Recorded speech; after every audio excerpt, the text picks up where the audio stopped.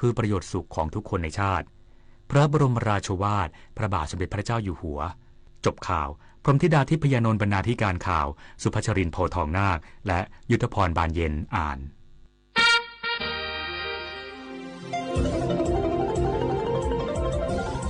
วิทยุแห่งประเทศไทยให้ความรู้คู่ความสุขสถานีวิทยุกระจายเสียงแห่งประเทศไทยจังหวัดเชียงใหม่ AM 1476 กิโลเฮิรตซ์สถานีวิทยุภาคภาษาชาติพันธุ์แห่งเดียวในประเทศไทยที่มีความทันสมัยเชื่อถือได้สร้างอัตลักษณ์กลุ่มชาติพันธุ์สู่สากล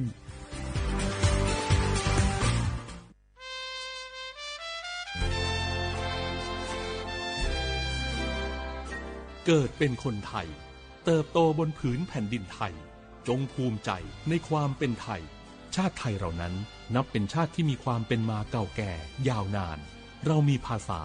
วัฒนธรรมและมีสิ่งต่างๆที่เป็นเอกลักษณ์ให้เราได้ภาคภูมิใจในความเป็นคนไทยเราควรเห็นคุณค่าและมีความรักชาติหวงแหนแผ่นดินอันเป็นมรดกของบรรพชนร่วมภาคภูมิใจในความเป็นไทยโดยสำนักประชาสัมพันธ์เขต 3 กรมประชาสัมพันธ์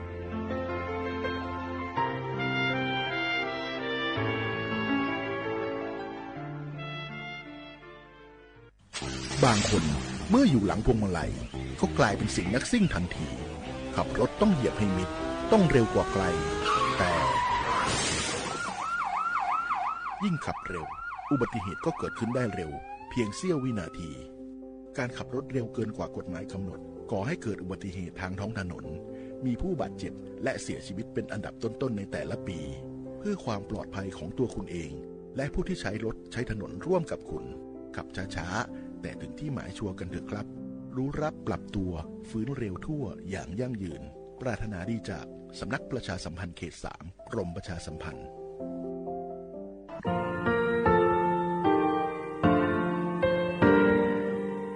งาคือมีติปิเพกาวิชแลงาคือติกาติฉือแลติเลเพกาวิมาเฮยาค่างาคือชอยาออตุคโลกาติเชวิออคโลคาติพาคาชุโยอาชุโยวิโยกาคาเดติเลอติแกกาพุติลาวิทปาตองาคือชอยาอาสติกาวิโยงาคือออตุคโลออคโลคากาติเชวิอือเวอีเวมาโกติยาเลเลทอกาอายีอือเวคาชเวเพวิโยอลักวงาคืออตุคโลอคือคากาติยายามาเตียลาบิลโกงาคือชอยาทอกาอาสติมากาวิคาชูงาคือมีติปิเพกาวิเจแลงาคือติมูติฉติเพเลอติกาเลเลอาชุโยเวอวูปุตาเวกันติภาคาเสติเกคาเดกากาติเชวิทัปาตองาคือมีติปิฉกิเพลากาวิโยเชลงาคือเทโจมโคคางาคือมียาถาตอกคปิลาตาเวปุราเวติจเสนีเสหปามัชหปานิงาติจออกขอทามัววิทยาลัยวิชาการศึกษาประสามิตรโกเวออคโลจากเกรทาเทโจมโคคางาคือมียาถาวิยาลาตาเวตอกคติพายโย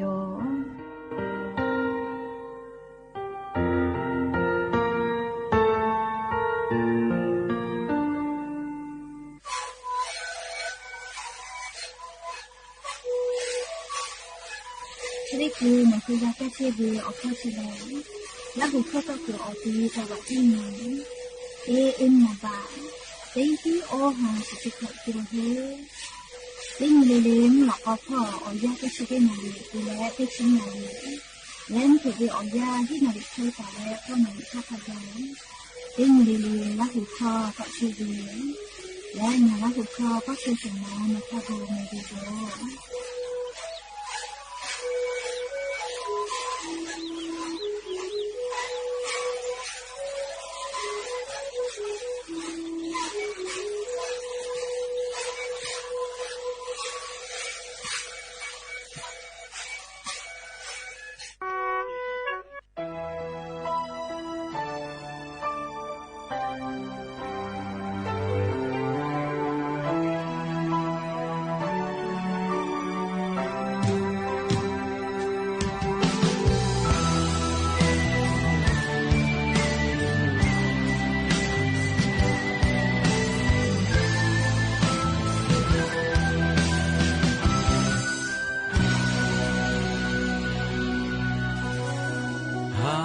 เวทาเอาฟูเตปืจาเลอยู่หับปืจาเวนี่มาชีปะตอยะนี่โกกะคามาโนโอโปอะเวอฟูมาจออีคือเดียเจอยู่ตุหะกุตาหะจาเวงอปุวิลายานี่โนบาโตงาเวอาชะโตยาลูราโชลายูงาเวนิมาตายูติมากา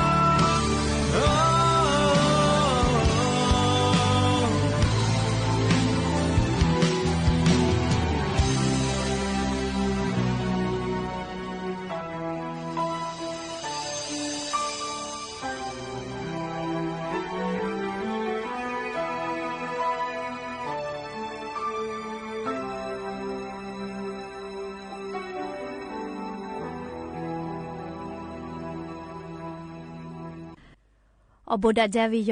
อย่าไปหาติปอทอกาดาจาวิโอยาชอคลงะคือติปอกกามีลาแล้วจุป้าอุปโลเชตาวิงะคืออวิวนีราหุยาติพัทะติแกอคอกะกอกะดะกิเชวิทัปปะตอ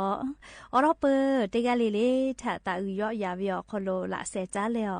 รายกาอโบดาจากวิโอคโลหะยูลาวิโยแม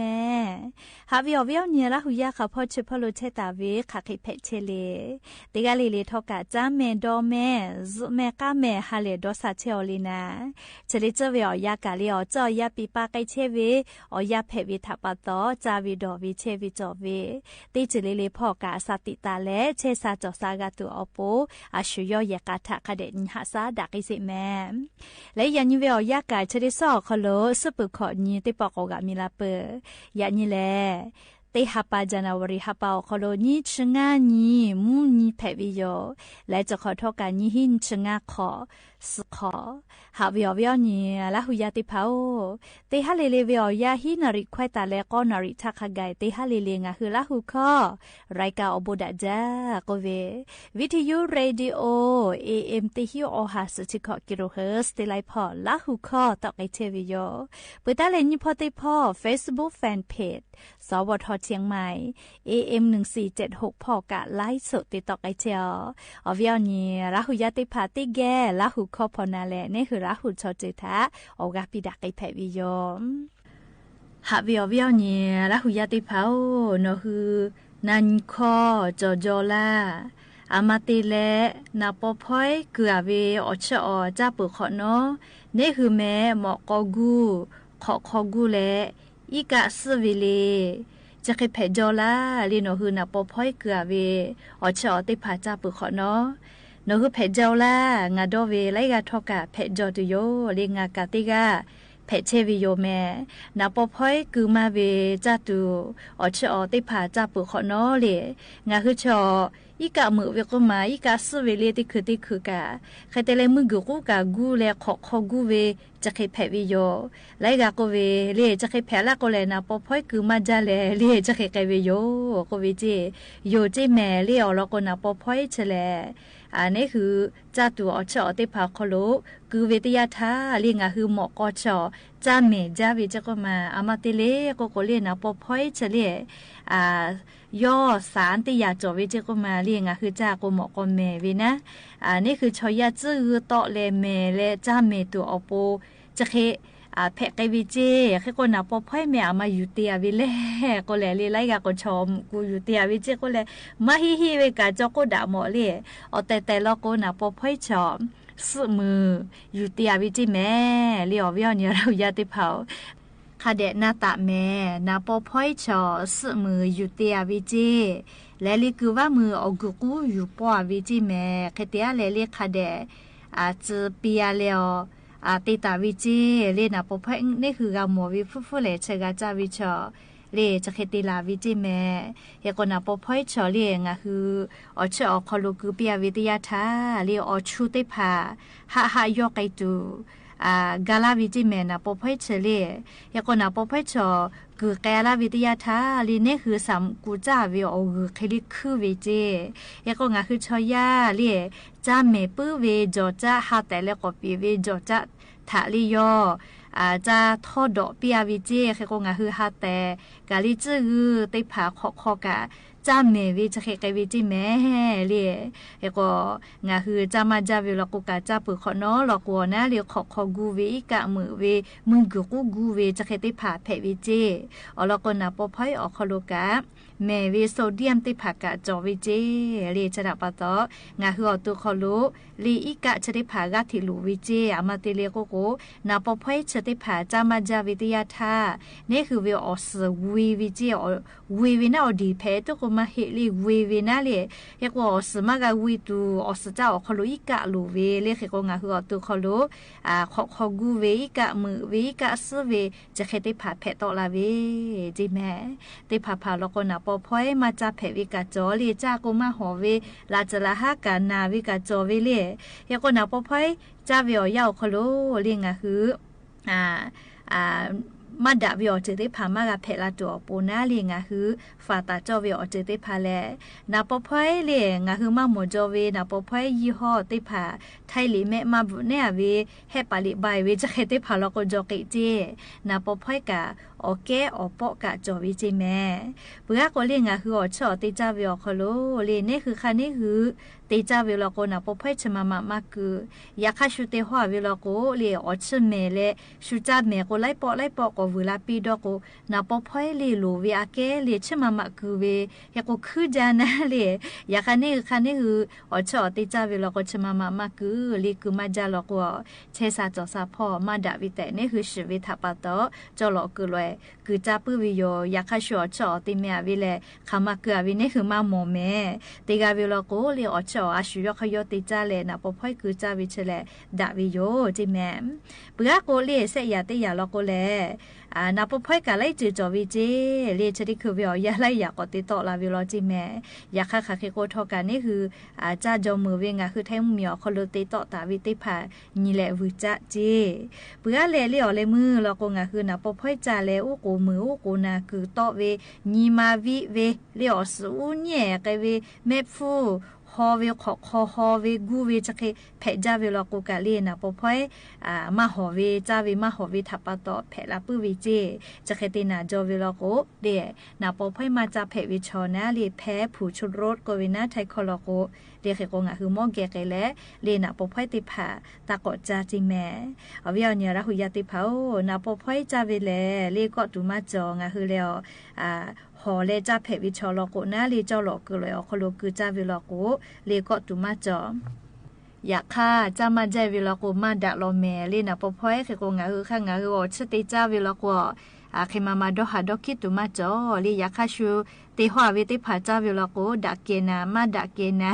นาปอพอยขมาคือนานี่คือมาชีวิตทับปะตอลีตีอาวิลกูอาชูยออยากขอยอติจ้าวิเชเลดักจ้าวิติขยอจิแมลีเชสาจอสาพ่ออปูจะกาลีอยู่เวลาเลงาคือวิวเนระหุยติผาจ้าลีเชสาจอสาพ่อจ้าดาวินาปอพอยเลจ้าปู่ขอนอมาเตขอกูอีกะสเวเลก็เวเลนะปอพอยถาจ้าดาวิอลออยู่เวลาเลงาคือวิวเนระหุยติผาจ้าเกามาลาวิโยแม่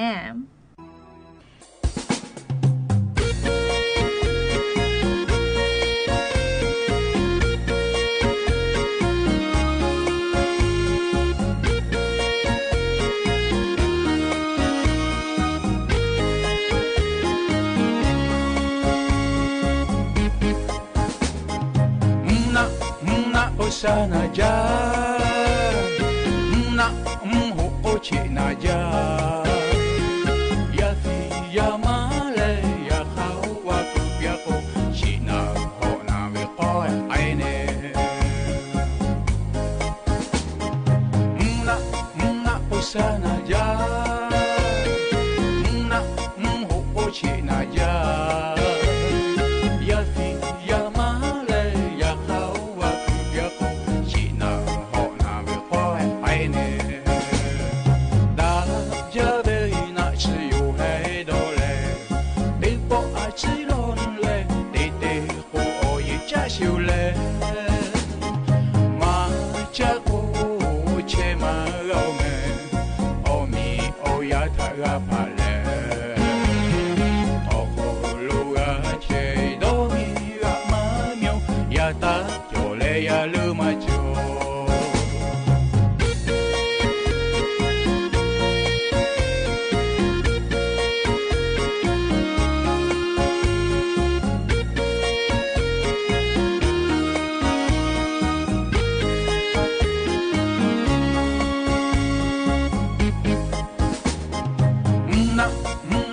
sana ja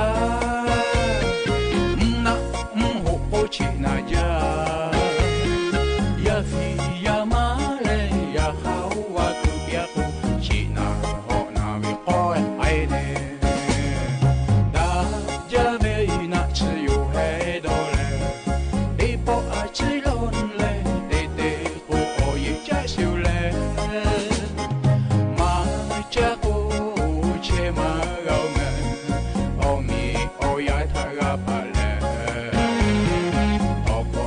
che ma gao me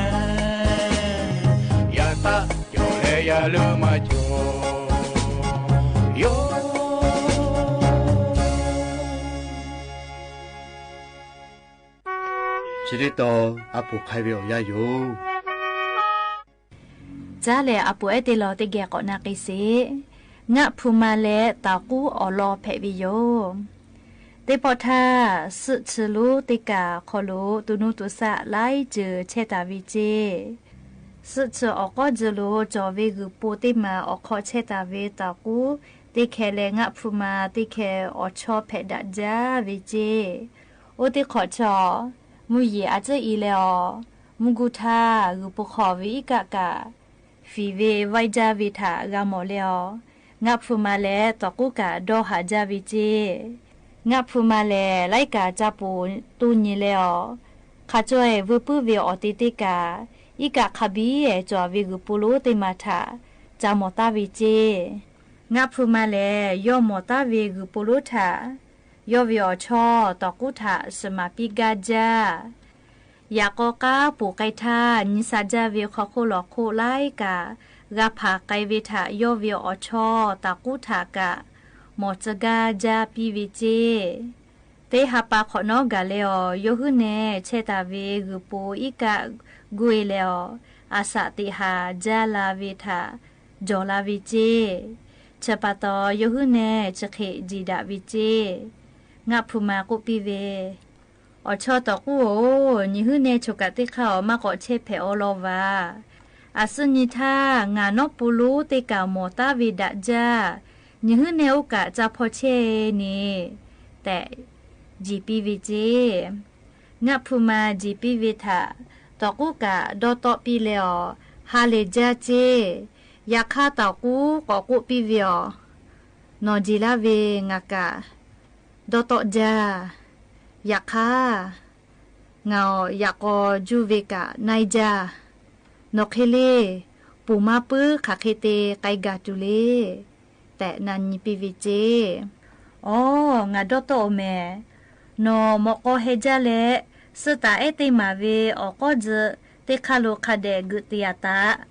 งาวิคือเซนิปาสตาเอนิพอลูวอตะเลปูกายา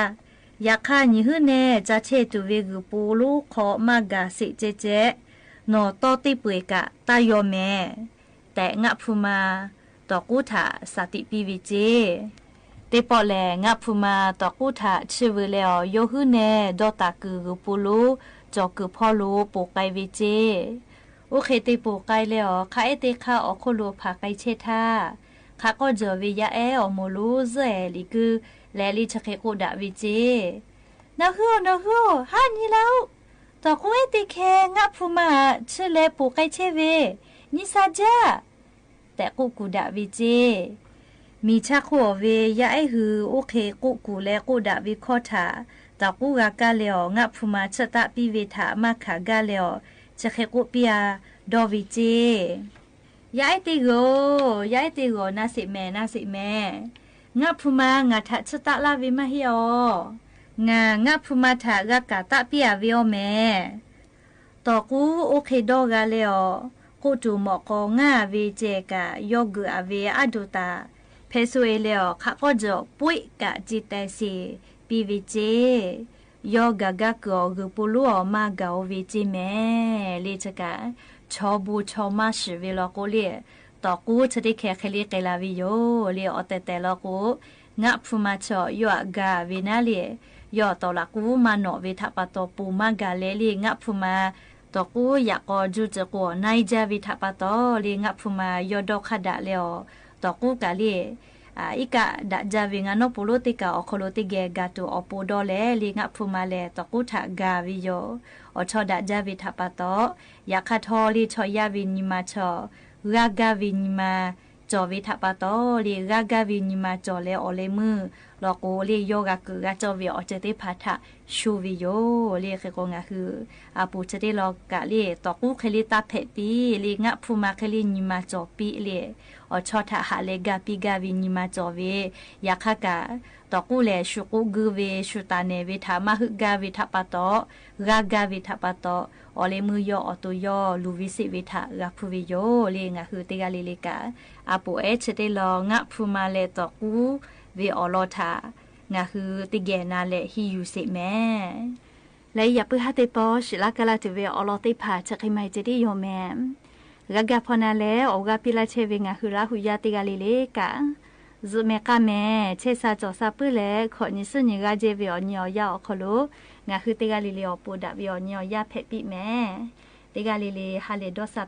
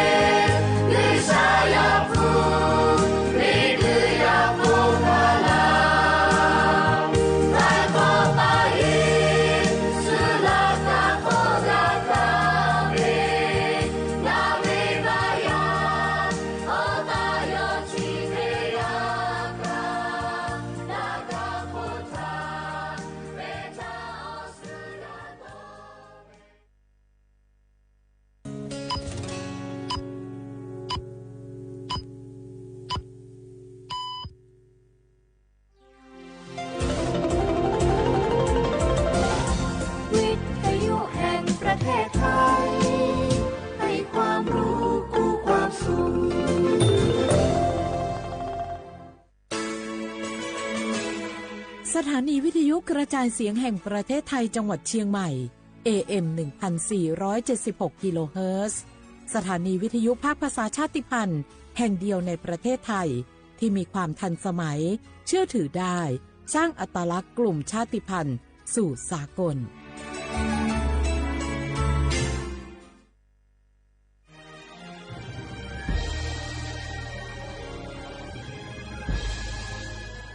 เกิดเป็นคนไทย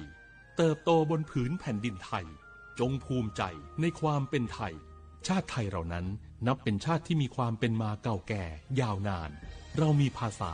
วัฒนธรรมและมีสิ่งต่างๆที่เป็นเอกลักษณ์ให้เราได้ภาคภูมิใจในความเป็นคนไทยเราควรเห็นคุณค่าและมีความรักชาติหวงแหนแผ่นดินอันเป็นมรดกของบรรพชนร่วมภาคภูมิใจในความเป็นไทยโดยสำนักประชาสัมพันธ์เขต 3 กรมประชาสัมพันธ์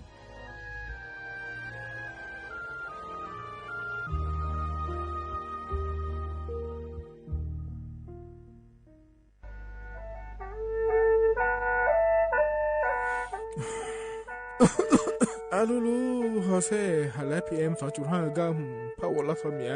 มัวที่ปอยมามึงอ่ะสะกันบอกว่าช่วยในเป็นลาสเมียเงแม่ฮกก็ดูนะอยู่คนน่ะลูกโลยาสาแม่อย่ามือจะซาโดพอก็เดเลยโดเดกาพอป้าเพียงก็เดเลยฮอเธอเยอ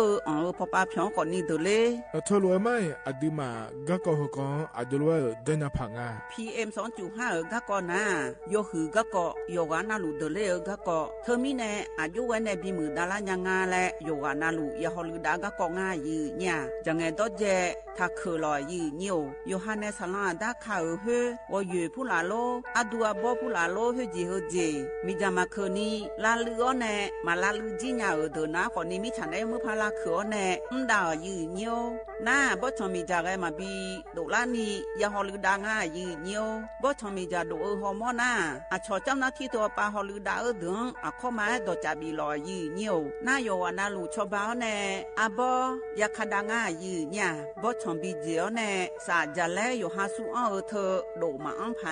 โยฮานาลูอาลาเจ้าที่เขาลอยกัวเนี่ยโยฮานาอดัมไปดาวมือดาลาเนี่ยโยฮานาลูสาก็พอปะมือดาลาญาไผอดีมาไทยช่อหาโยนาลูฮออาชอมีหองช่อหาโดเดกาลาเดสายอมือวงอัญญาไผยอลอบิลอและโยนาลูตะกอลวยยาฮอลือดาง่ายยืเนียวเฮกันนิยอนดอกบดาบ้านแน่สำนักประชาสัมพันธ์เขต 3 กรมประชาสัมพันธ์พอปาแน่จักกะแน่งา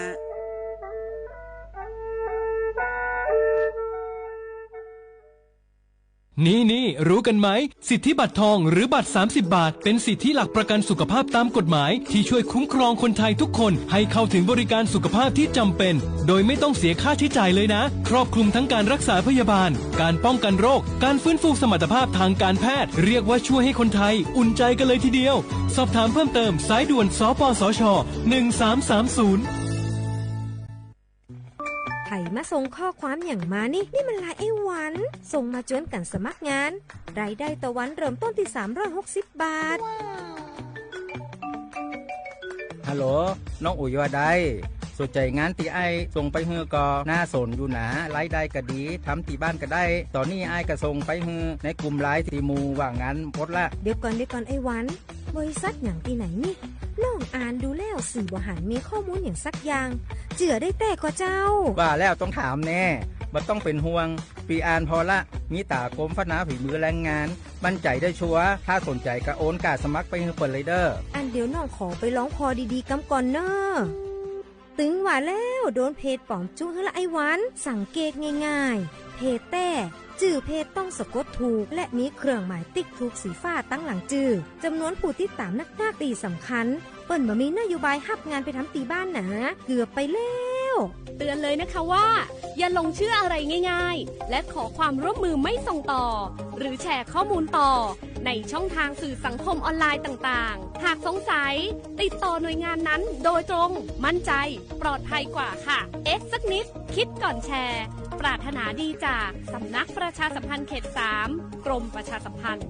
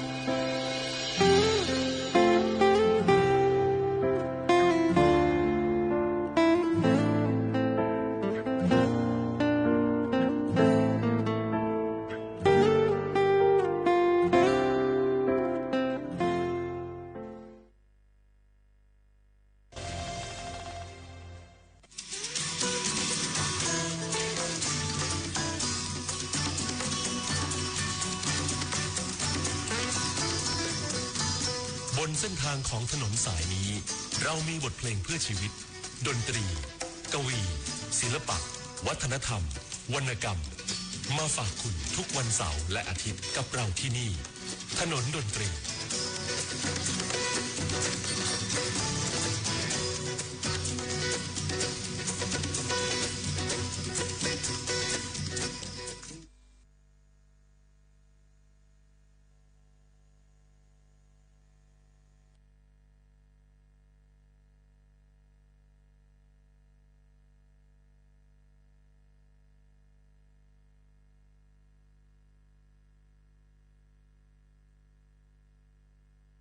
ยังคงเดินทาง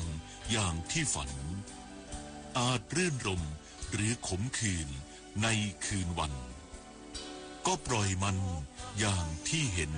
และเป็นไปคือเสียงเพลงแห่งชีวิตอิสระคือพันธะในนิยามความฝันใฝ่คือดนตรีบรรเลงเพลงจากใจ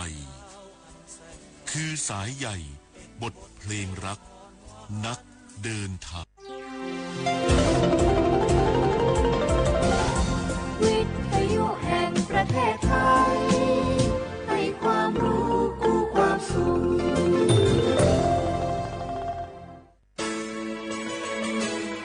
สถานีวิทยุกระจายเสียงแห่งประเทศไทยจังหวัดเชียงใหม่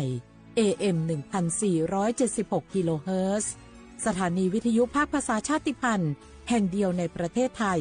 ที่มีความทันสมัยเชื่อถือได้สร้างอัตลักษณ์กลุ่มชาติพันธุ์สู่สากล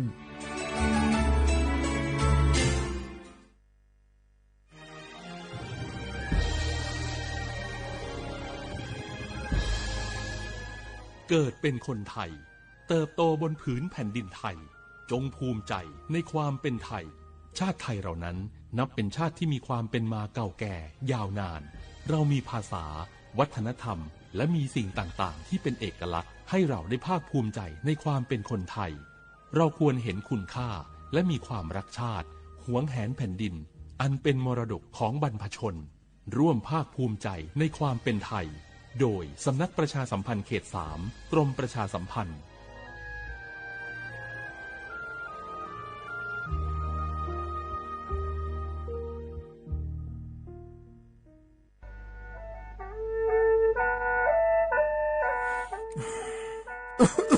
อาลูลูฮอเซ่ฮัลโหล PM 2.5 กัมพาวลาสเมีย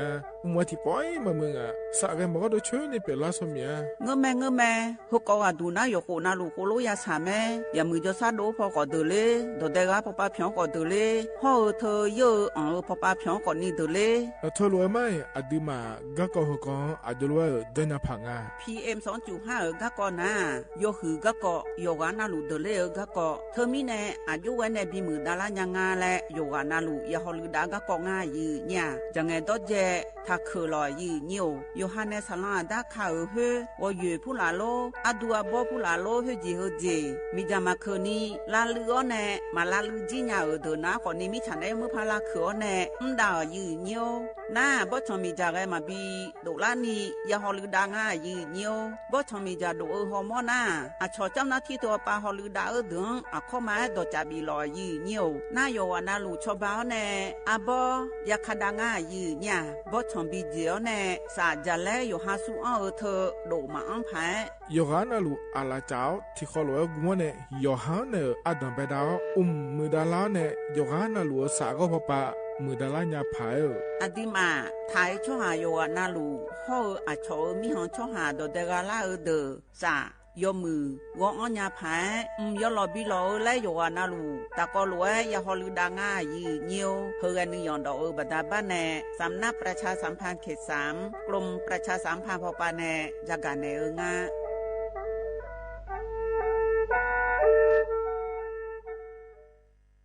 นี่รู้กันไหมสิทธิบัตรทองหรือบัตร30 บาทเป็นสิทธิหลักประกันสุขภาพตามกฎหมายที่ช่วยคุ้มครองคนไทยทุกคนให้เข้าถึงบริการสุขภาพที่จำเป็นโดยไม่ต้องเสียค่าใช้จ่ายเลยนะครอบคลุมทั้งการรักษาพยาบาลการป้องกันโรคการฟื้นฟูสมรรถภาพทางการแพทย์เรียกว่าช่วยให้คนไทยอุ่นใจกันเลยทีเดียวสอบถามเพิ่มเติมสายด่วนสปสช1330ไผ่มาส่งข้อความอย่างมานี่มันลายไอ้หวันส่งมาจวนกันสมัครงานรายได้ต่อวันเริ่มต้นที่360 บาทฮัลโหลน้องอุ๋ยว่าได้สนใจงานตีไอส่งไปเฮือก็หน้าสนอยู่หนารายได้ก็ดีทำที่บ้านก็ได้ตอนนี้ไอก็ส่งไปเฮือในกลุ่มไลน์ที่หมู่ว่างานพดละเดี๋ยวก่อนไอ้หวันบริษัทอย่างที่ไหนนี่น้องอ่านดูแล้วสี่บ่หันมีข้อมูลอย่างสักอย่างเจือได้แต่ก็เจ้าว่าแล้วต้องถามแน่บ่ต้องเป็นห่วงปีอ่านพอละมีตากรมพัฒนาฝีมือแรงงานมั่นใจได้ชัวร์ถ้าสนใจก็โอนกาสมัครไปเฮือเปิดเลยเด้ออันเดี๋ยวน้องขอไปร้องพอดีๆกำก่อนเนอะ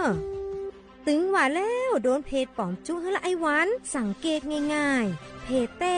จื่อเพจต้องสะกดถูกและมีเครื่องหมายติ๊กถูกสีฟ้าตั้งหลังจื่อจำนวนผู้ติดตามนักตีสำคัญเปิ้นบ่มีนโยบายรับงานไปทำตีบ้านนะเกือบไปแล้วเตือนเลยนะคะว่าอย่าลงเชื่ออะไรง่ายๆและขอความร่วมมือไม่ส่งต่อหรือแชร์ข้อมูลต่อในช่องทางสื่อสังคมออนไลน์ต่างๆหากสงสัยติดต่อหน่วยงานนั้นโดยตรงมั่นใจปลอดภัยกว่าค่ะสักนิดคิดก่อนแชร์ปรารถนาดีจากสำนักประชาสัมพันธ์เขต 3 กรมประชาสัมพันธ์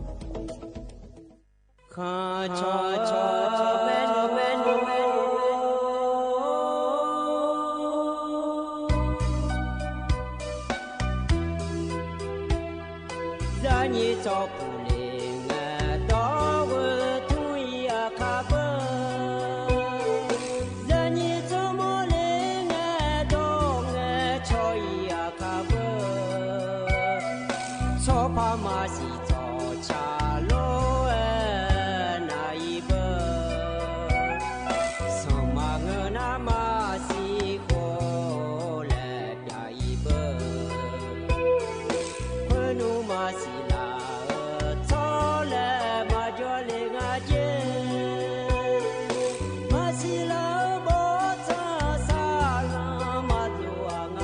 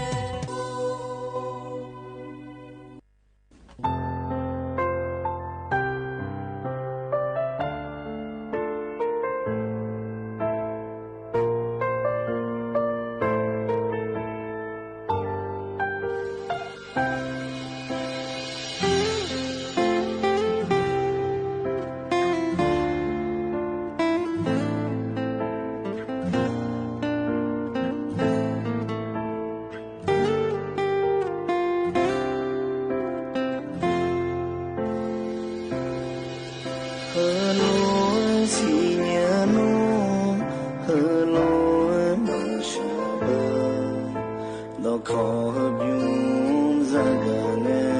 chân nuôi hồ na hồ sai ghé lớn nhảy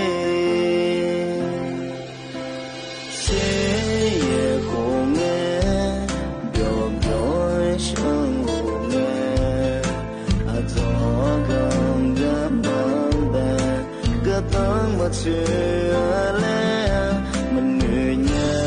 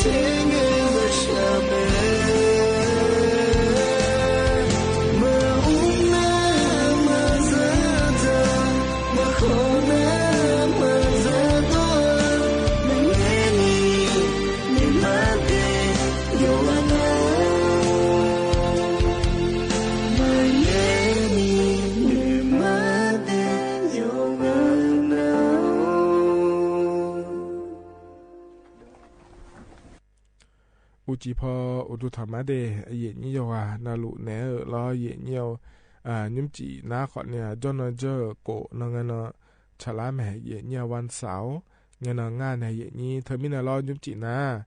งานแหนอายุเชื่อมือแหนที่คอโลเอจอดามาเยเนียว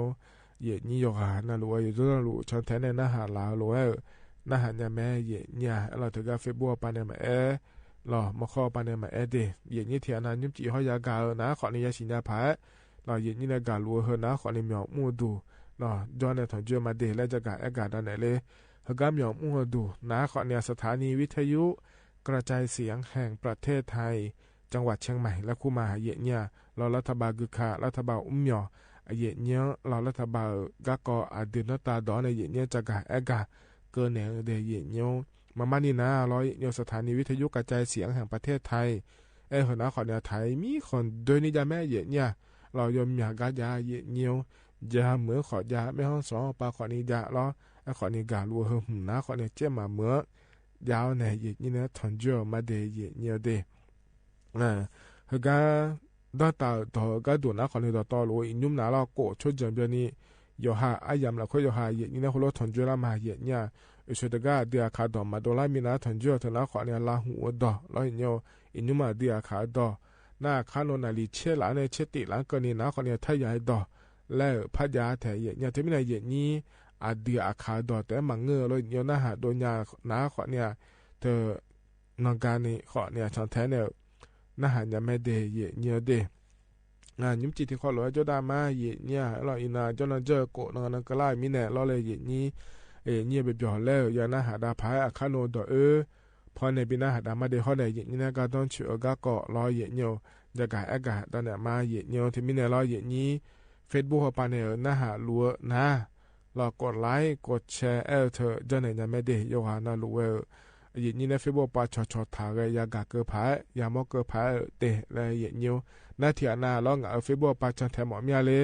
เราก็เคยจากการกากันนะหมอเมียเลยแล้วนะขอนี่เงาเฟซบุ๊กปาขอนี่จันแทยาแม่เยเนี่ยเงาเฟซบุ๊กชมเมียนะเราเยเนี่ยฉันคนธรรมดา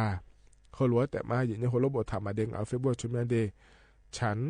คนธรรมดาและแม่นาเทียนาเฟซบุ๊กสถานีอปาในหมอเมียเลยแล้วนะขอในสถานีเฟซบุ๊กชมเมียนะสวทจุดเชียงใหม่ AM 1476กิโลเฮิรตซ์ถลวยแม่เย็นเนี่ยสวทจุดเชียงใหม่ AM 1476กิโลเฮิรตซ์ถ้าก็จะพอในข้อเนี่ยช่องแท้ในนะฮะเนี่ยไม่ได้เย็นเนี่ยเด้ก็ในนะเย็นเนี่ยอันนั้นจะไม่จะกาได้แต่มาเย็นเนี่ยรอนิ่มจีเฮก้าเย็นเนี่ยนะทอนเจออเดียอาขาอันนั้นนะข้อเนี่ยมองที่เนาะชาลาง่าเดเย็นเนี่ยบลาวซีทีซีอาโคนะแท้ที่โคแม่เย็นเนี่ยไทยอันนั้นอินาวันเสาร์อันนั้นนี่เชียงบลาวซีล้อมกราคมอาโคนะนี่พังงายาโกเชแยกงาเดงานนี้ก็แหลมทาเฮมายาจะกาอากาศดันไหนมีน้ายรอเยเนียวดอดชัดทิบยุมแล้วจอมแม่นะหาดามาเยเนียว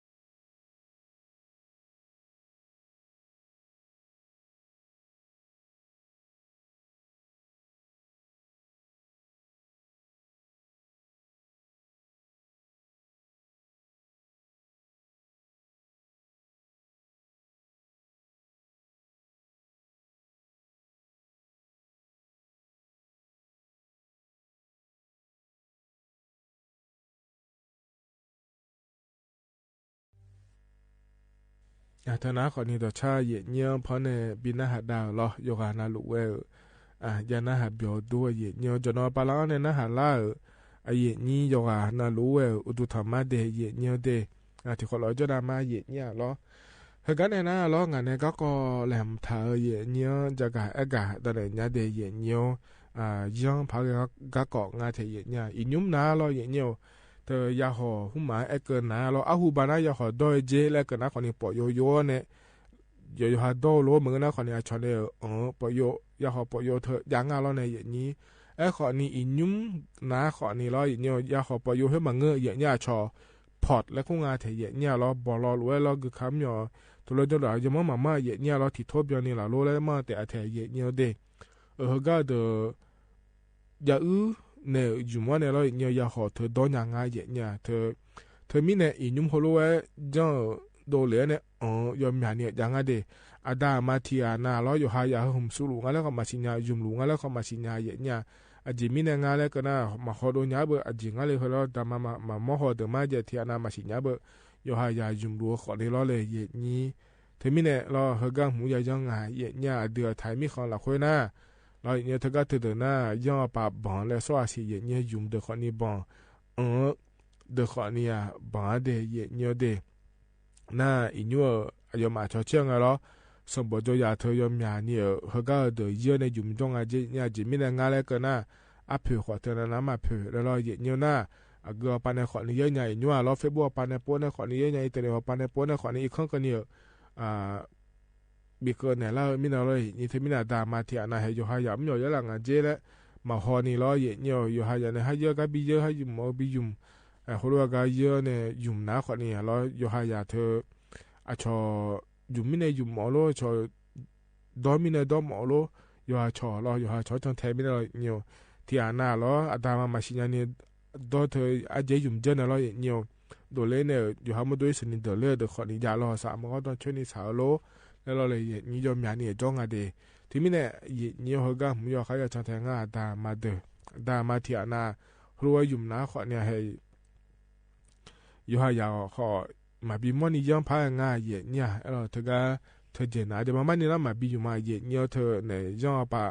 บองและซอถ่ายมีเราอย่างนั้นเธอก็เธอแต่มันเงยยุ่มเนี่ยดอกพักเยอะเนี่ยเธอก็พอแล้วคู่ทะเลาะเนี่ยอยากเคเนี่ยจังอยากเคทะเลาะเนี่ยอยากเคเธอนะขอนี่ยาเสพติดที่เจียเนี่ยยังมีเจลาเขือเนี่ยจังโดเหลือเราอาจจะเคตามีนมันก็นะขอนี่ยาเคและคู่แม่เนี่ยเดฮกามหัวก็ดูอินุมทะเลาะสุญญาทะเลาะยุ่มยาจังโดเหลือยังอาเจเลยนี่ใช่เนาะนั่นอยากขอแต่อีสานี่พัดเดเลยจังอาเดอยากเคและคู่เธอก็จะพอดเคและคู่เธอจังโดเหลือเธอนะเรานี่มานี่นะอยากเคเธอนะขอเนี่ยเธอหมอปานในบิอยู่มันก็ดูเดลจังโลเลยจะหาเธออย่างเงี้ยไอ้คนนี้ที่อ่านน่ะอยู่หาจะเบียวโลเลยอยู่มันมีเนี่ยเราอย่างเงี้ยที่มีเนี่ยอยู่หาอีสานี่เดลังอ่ะเดย์เนี่ยเดชี้เนี่ยเจอย่างเงี้ยอยากเคแล้วก็เธออาจจะยุ่งเจอหนาเราอย่างเงี้ยในยุ่งไม่สงก็รออยากหาตัวสู้รวยจังโลเลยเธออยากมีเนี่ยเลยนี่เธอมีเนี่ยหัวมาเจอยู่ที่มันเนี่ยดอกพลังงานเดอยู่หานาลูตามาอยู่หานาลูอยู่หายาอยู่ขายาเมเนี่ยเนี่ยงานในนี่คู่พอไปแต่มันก็เลยเนี่ยสบายจะดูเราคุยเราหน้านัวคู่แม่เนี่ยแม่เนี่ยไอ้ขอนี่อีกข้างเลยน่าดามาขออยู่หายาก็พยายามแม่เนี่ยงานในนี่จะต่อเด็กก็ก่อนแม่อยู่หายามอยู่หามาดูชาวบ้านเนี่ยก็ดูเรื่องที่อันนั้นเจน่าลูดามันเนี่ยจ้องเนี่ยจีเนี่ยเรามีช่วยแต่ขอจะอยู่ก็เลยจ้องทะเลาะเนี่ยจะรีบพาเลยว่าตาลีอยู่หมดแต่ขอมาสิเนี่ยอย่าอุลูแต่ขอมาสิเนี่ยยุ่มลาบัวแต่ขอมาสิเนี่ยกันนี่กูจีบัวขอมาสิเนี่ยหูมาโยก็มาชิญญาโยเจนาลูอาตามาจนเนี่ยจิมิเนี่ยละเฮ้หือลังเงี้ยจิมันยังนี่เป็นไงเธอหอนยูจนจ่ายแต่เขาชอบจะกูแล้วเราเยเนี่ยจิมิเนี่ยสมบูรณ์จอปาขั้วและเจเนี่ยไม่เนี่ยไม่เนี่ยหัวอยู่หายีเดหือลังมาแล้วปาโยบิชอบปัญญาพังอะไรละอาตามาดาละแม่อาตามายาแม่เนี่ยเนี่ยไม่ได้เนี่ยน่าเธอแต่มันก็อยู่หายาก็เจเดละพังอ่ะชอก็ก็โลยากาเฮ้อยู่มันก็ดูโลอยู่หายามอายามบีเนี่ยเราเยเนี่ยหัวก็ก่อขอนี่อย่าหอดลืมไหนเดี๋ยวเยเนี่ยเดมีแต่คนน่าขอเนี่ยให้ยุ่มแล้วเราเยนี่อยู่หานาลูเจ้าเนี่ยผายเดแล้วจะกะเอกะด้านเนี่ยบีซีบีกะมาเดเยเนี่ยน่ะเฮกันหนาวเนี่ยเราต่อชาติยุ่มแล้วน่าหาตามาเยเนี่ย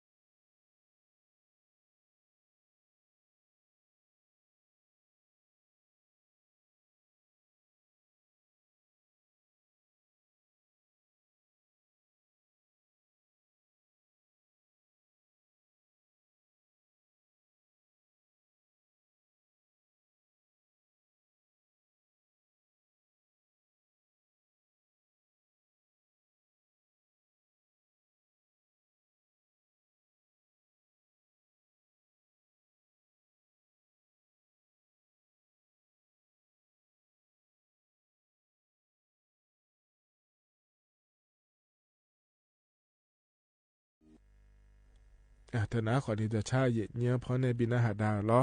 ยกานาลุเวยันนาหาเบียวด้วยเย็ดเนี้ยอินาจนเจอโกนงานกะละแม่เย็ดเนี้ยที่ไม่ได้ย้อนนะลุเบียวแล้วยันนาหาดาพายล้อดอรอบอชมอพิชมอรอยิชกันผิดอุเนจังอังถาดอพอในแล้วพระบินาหาดามาเดที่ขอล้วนนะฮะเปียวดามาเย็ดเนี้ยที่อาหูที่นี่ตัวดาจ้าอาหูที่ซุ่มและดาอภิาตัวเจ้าอาหูชั่วโมงตัวดาที่รีสายที่รีตะขาเลวนี่อาคาดิโดพลังมาบอกโดยนี่เพียวขาเลเนี่ยตัวเจ้ายอดูมาบอกมิเนอากูพอให้ก็เอเพียวเนี่ย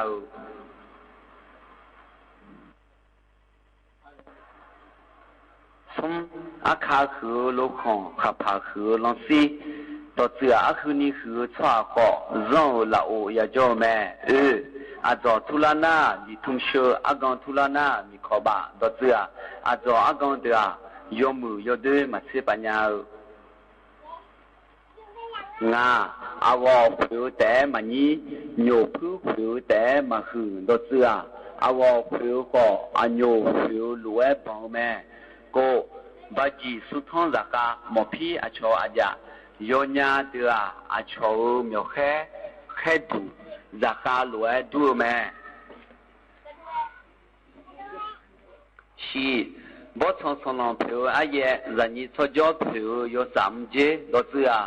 บทสนองอาเยบดาเนผิวสหาสมยยมือโดบดาเนผิวแม่เย่ดูชุมอภิญญาเวทเย่ยจอมาทอดเสืออาชออันนานีเวก็ยหาชอยจอมาทอเวเชกะเบพิชุก็ดอกะเบมาพิชุอะดเสือดอยดึงเงลากามาดาชูเซเจเลกูอันนี้ขอจูชาชิอามาดเสือเจเลคันนี้กากาเนกูโอเลญาเมสติจีบูเมมอนจัวจีมาเมมอนจัวดเสือสิญญาเดอมาทานีเงวเสนีจีมาชุมดีมัญญายอลงพี่มาเนโทมัญญายอเนดเสือยอหาเงโดจีอมาญานายอหังมือลาแม่เสซุมชุมลาวูพงเบลาคือกะกอเอดเสือเพชุมขับเบลาก็ยอมือฮักก็ลาซาวเส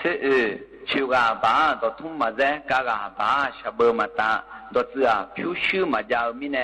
ดอเงยก็อาชอมานาหมัวเสงาดามามาเชียซามากอนดเสืออาดาอามาชิวเพื่อ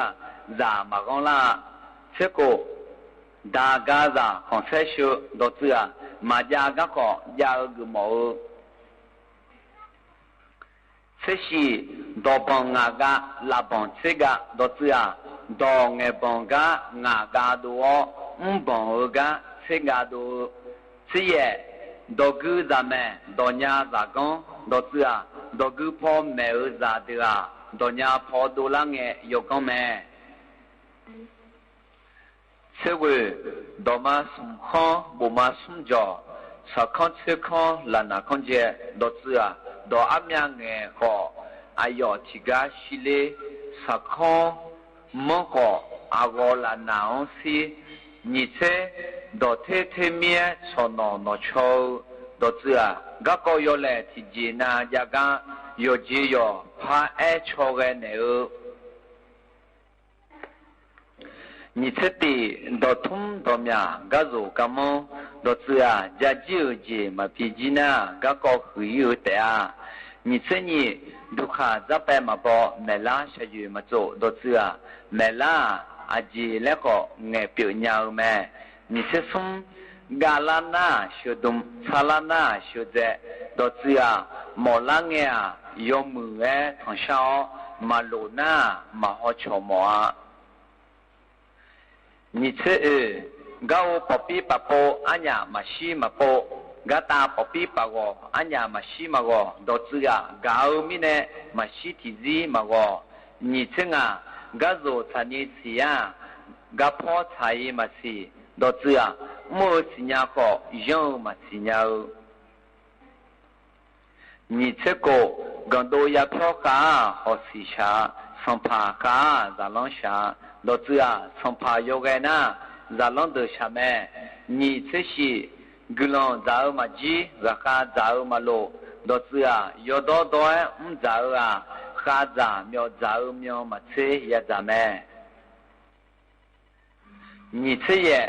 ผู้ขากำมังกามาเดดอเพอดอเจือดอเพยาวยมือจียงมามอญากำมังยาวจียงปูนี่เชวผู้ปีโดโวมาชาโดยชอบาชามเจดอเจือมากุลามินา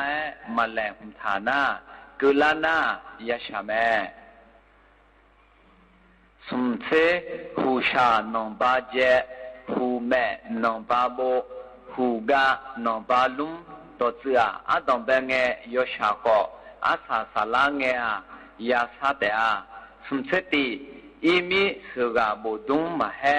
ยออีเมียยอบุโจดอเจืออากาอิกโกชันยอชอสมเทนีจะเลคุบาบัว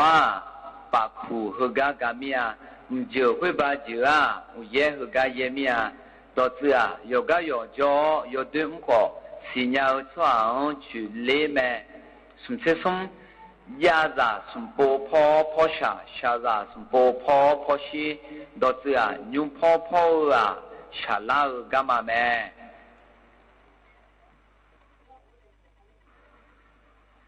สมเสจอซาพาบุดุของเท้ามิโดอาอีอามากาชิอุกาโฮดอเจือพาบุโลเอจอยาซาเจโดลากาเตโลสมเสงาจอเดยาซามิมุลาเน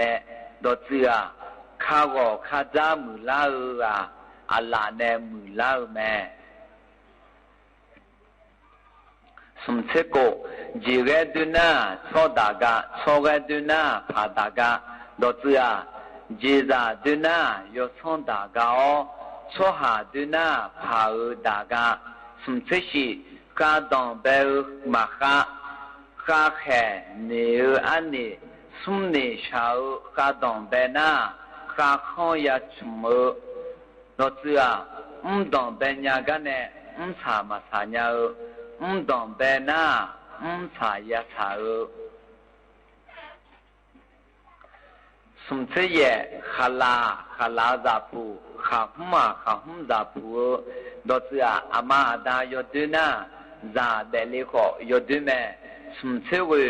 ขลาบดาเนบุษาชียามิโอดอเจืออาชาวบดาเนยาซายาโตอุเชข้าแม่มากุชอแม่มาชาดอเจือกุซาเมลานามากุชอหาเมลานามาชาดอเสติข้าเมียวข้าจาจาดอเจืออาชงข้าจาข้าโตเสนีเขจาเขงจีจีจักุเขงชกาดอเจือทาคืออายุบิกเสสมคุยยาอุโดโยซาดอเจือยอนีคุยก็ยอคือยาโดเสลาชาชิโยทิมาอาซานา当做提跑路诶漂亮，老子提就提车带，比如讲车牛，个子个高，提跑漂亮。而且拉都要去朝那个毛个要么朝个啥，老子要的朝我都买。而且个拉呢嘛得那个拉马塔西。ดอเจือกะกอชิมามันนากะทาจาคือเชชิลอบียอฮายอซอนเชลอยอฮายอเจดอเจือโซจูยอจูนาลุยอฮาซอนยอฮาโบแมเชเยลอจีขอนโบอาซาขอนโบแงขอนตอสุมลอมาเพื่อลอจีขอนโบสุเนมามัวดอเจือนึมาละคุนึทาอุจีมาเอโดนาอาชอทิไรมามอญา这位老几年个共能嘛下蒙怕你毛共能嘛的导致啊提个上眼提个桥包啊有没没俺这我西妈妈那咱嘞牛马偏中学导致啊嘛毛干呢啊桥面嘛这咱毛啊考这个这个好红个高的啊卡扎个聪明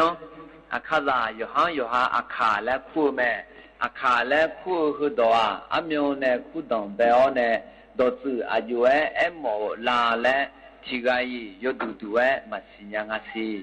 拉不忙就啊卡扎的哈尼来苦啊哈尼来哎导致啊啊胡巴呢啊的啊卡扎有哈咱尼来苦个呢苦表个有劲啊，伊那个呢啊都在你中到好到大中哎，啊卡扎有哈在你来苦咩？一个太未穷好老出啊看一个来苦咩？人家老奴啊后面啊提包嘛比苦么呢？就都叫啥？啊卡扎啊胡巴呢有好多呢。从不他嘛家咪呢啊卡扎个个有木牌有嘟哎嘛呀是呀喵从么的呢呀个家呢那个的呀会没一个那不忙就啊卡扎我们呢从不做过做工啊有嘛那不上跑个木的那不上不呢不他个红哎阿胡阿卡扎阿嘎呢有牙嘞，阿有嘛不吃好牙，阿卡扎阿东北有度啊，蒙古利亚米红呢，提北米红，就要拉布姆拉乌坡有那米红就乌流牙嘞有没？说怕说cha ino kuni labu hani le ku akaza miani yuna la ku jo lunga si ni mu o me ti yoha hani le ku de ni yoha akha le ku so no mya ena hani yoka e mya jenga akha de a adu akha do khang nge lu e nge nga e ko labu do ko do nghe khử nga hani đưa do nghe mà gô lan ni nghe nga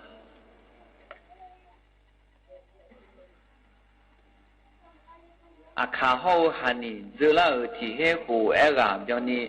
gò na à khá đưa là vô phò ư khá đưa na hani đưa mình non phò cho ya nga thứ mi nè hani đưa cho ya ga do đưa lẽ có khu mẹ từ gà hông nghe hani akha hậu akha kha paleu à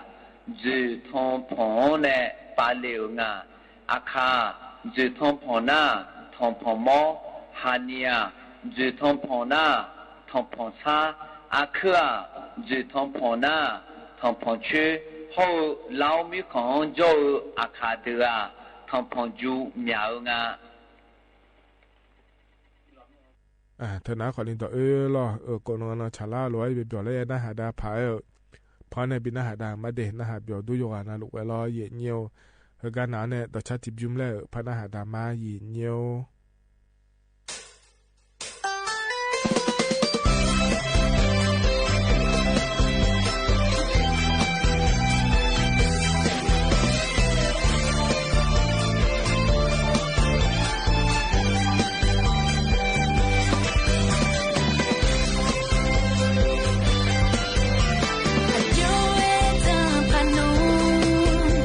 Sana ma do pilaso,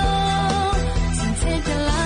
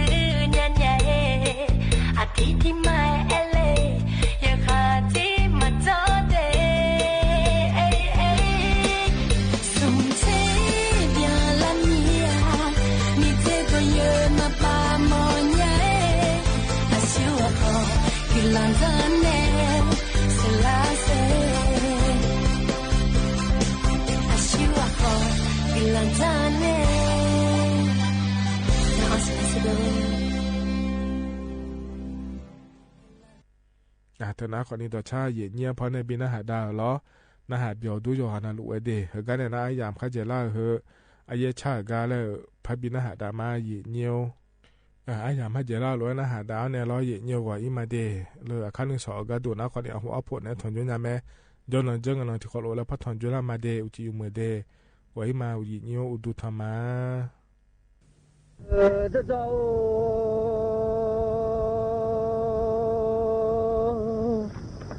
我们家啥飞机，米古头苏木米罗飞机人民头，我们家啥飞机米古提古上皮卡巴努马车，提古上他说一下，把好给来动哎，我们家啥飞机米古，叫了一个是我看。看，别我那里在票面浪节目啊，后面我说都破面浪节，就那一个是我看，别我那里在票面浪那后面我说都破面浪那，俺面在啥飞机米股屁股上的看，把我开弄嘛这屁股上头说一下。把我开拉来动哎，哈妈妈开拉那开拉我节目，苏木米罗飞机人民，体会上体会别弄嘛这，体会上他说一句，别拉来动哎，就拉一个是我看，小妈咪在家皮有个弄拉我节目，小妈咪在。这批就讲弄啦那，糊弄糊弄在包的啦，就啦那，苏木米罗飞机人民，体会上体会别弄嘛这，体会上他说一句，别啦来动哎，阿叫皮妈妈别啦还唱啦我这嘞啊，有么错了那，牛也讲他那妈么哦。ada jenuh hilo dua kami sedang dua kemua nyu yang tanah ma jenuh hilo dua rakha bata dua kemua jenuh hilo nyu yang tanah ma jenuh hilo kami sedang dua anak jenuh hilo dua rakha bata dua tanah阿卡火锅个那嘛不阿耶，火锅火嘛火汤苏醋，火汤苏醋把那火嘛都来拿。阿卡那呀有嘛面耶我们，阿卡那个伊啊嘛忒。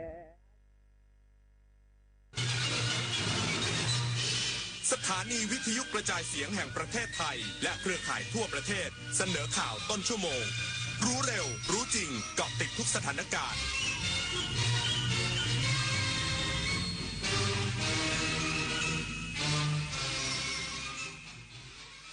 รับฟังข่าวต้นชั่วโมง 22 นาฬิกากับยุทธพรบานเย็นครับ รัฐบาลรณรงค์ประชาชนฉีดวัคซีน HPV ป้องกันมะเร็งปากมดลูกหลังพบไทยมีผู้ป่วยติดอันดับ 5 ของโลกอีกสักครู่กลับมาติดตามรายละเอียดครับใช้ของหลวงคือเรื่องใหญ่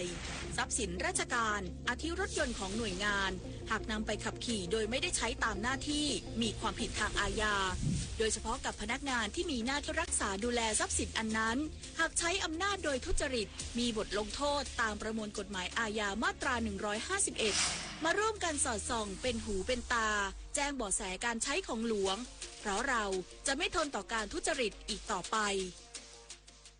สายบุญยุค New Normal ใช่คุณหรือเปล่าสัตว์โลกน่ารักที่น่าสงสารสร้างวัดสร้างโบสถ์เธอว่าบุญหนักทำบุญสร้างบุญสร้างกุศลโอนเลยเป็นสายบุญหรือคุณเป็นเหยื่อมิจฉาชีพกันแน่กลโกงอันแยบยลทำให้คนใจบุญตกเป็นเหยื่อทั้งในกรณีสร้างเพจปลอมขึ้นมาหลอกกรณีที่นำโครงการบริจาคจริงมาโพสต์แต่ลักไก่ใส่บัญชีตนเองกรณีนำภาพบุคคลมาแอบอ้างเช็คให้ชัวร์ก่อนโอนสายบุญโอนไวรู้เท่าทันมิจฉาชีพบนโลกออนไลน์สถานีวิทยุกระจายเสียงแห่งประเทศไทยกรมประชาสัมพันธ์ขอเชิญทุกท่านร่วมตอบแบบสอบถามความพึงพอใจผู้ฟังรายการสาระนานากับสารานุกรมไทยประจำปี 2568 ผ่านทางออนไลน์เพื่อให้เราสามารถพัฒนารายการให้ตรงใจผู้ฟังมากยิ่งขึ้นท่านสามารถติดตามรายการนี้ได้เป็นประจำทุกวันในช่วงข่าวภาคเช้าเวลา 7 นาฬิกาทางสถานีวิทยุกระจายเสียงแห่งประเทศไทยสามารถร่วมตอบแบบสอบถามได้ง่ายๆเพียงเข้าไปที่เพจ Facebook ของสถานีวิทยุกระจายเสียงแห่งประเทศไทยหรือเพจรายการข่าวยามเช้าบันทึกสถานการณ์ค้นหามาเล่าและหมุนตามวันพร้อมลุ้นรับของที่ระลึกสุดพิเศษจากเราโดยจะประกาศผลผู้โชคดีในเดือนพฤษภาคม 2568 อย่าพลาดโอกาสดีๆแบบนี้นะคะมาร่วมกันพัฒนารายการที่ดีเพื่อคุณและสังคมไปด้วยกันกับสถานีวิทยุกระจายเสียงแห่งประเทศไทยรัฐบาลรณรงค์ประชาชนฉีดวัคซีน HPV ป้องกันมะเร็งปากมดลูกหลังพบไทยมีผู้ป่วยติดอันดับ 5 ของโลกแนะนำผู้มีความเสี่ยงตรวจคัดกรองอย่างสม่ำเสมอนางสาวศศิการวัฒนจันทร์รองโฆษกประจำสำนักนายกรัฐมนตรีเปิดเผยว่าเนื่องในเดือนแห่งการรณรงค์ต้านมะเร็งปากมดลูกที่องค์การด้านมะเร็งทั่วโลกให้ความสำคัญเนื่องจากความเสี่ยงของโรคมะเร็งพบมากเป็นอันดับ 4 ของผู้หญิงทั่วโลกและอันดับ 5 ของประเทศไทยซึ่งการป้องกันมะเร็งปากมดลูกสามารถทำได้โดยการฉีดวัคซีน HPV สามารถป้องกันโรคได้70-90%รัฐบาลจึงดำเนินแผนการป้องกันและควบคุมโรคมะเร็งปากมดลูกมีการกำหนดนโยบายให้ฉีดวัคซีน HPV แก่เด็กหญิงชั้นประถมศึกษาปีที่ 5 อายุ 11-12 ปีและกลุ่มหญิงอายุ 11-20 ปีที่ไม่เคยได้รับการฉีดวัคซีน HPV ทั้งในและนอกระบบการศึกษาโดยไม่มีค่าใช้จ่ายให้ครอบคลุมทั่วประเทศซึ่งเป็นการฉีด2เข็มห่างกัน 6-12 เดือนสำหรับผู้หญิงที่ได้รับการฉีดวัคซีน HPV ครบแล้วยังต้องรับการตรวจคัดกรองมะเร็งปากมดลูกอย่างสม่ำเสมอตามคำแนะนำของแพทย์ทั้งนี้สามารถศึกษาข้อมูลการฉีดวัคซีนเพิ่มเติมได้จากเพจสถาบันมะเร็งแห่งชาตินิตยาคุณสิมรายงานกระทรวงทรัพยากรธรรมชาติและสิ่งแวดล้อมดับไฟป่าในพื้นที่อุทยานแห่งชาติเขาใหญ่บริเวณทุ่งบังเอิญตำบลโพงามได้สำเร็จมีพื้นที่เสียหาย60 ไร่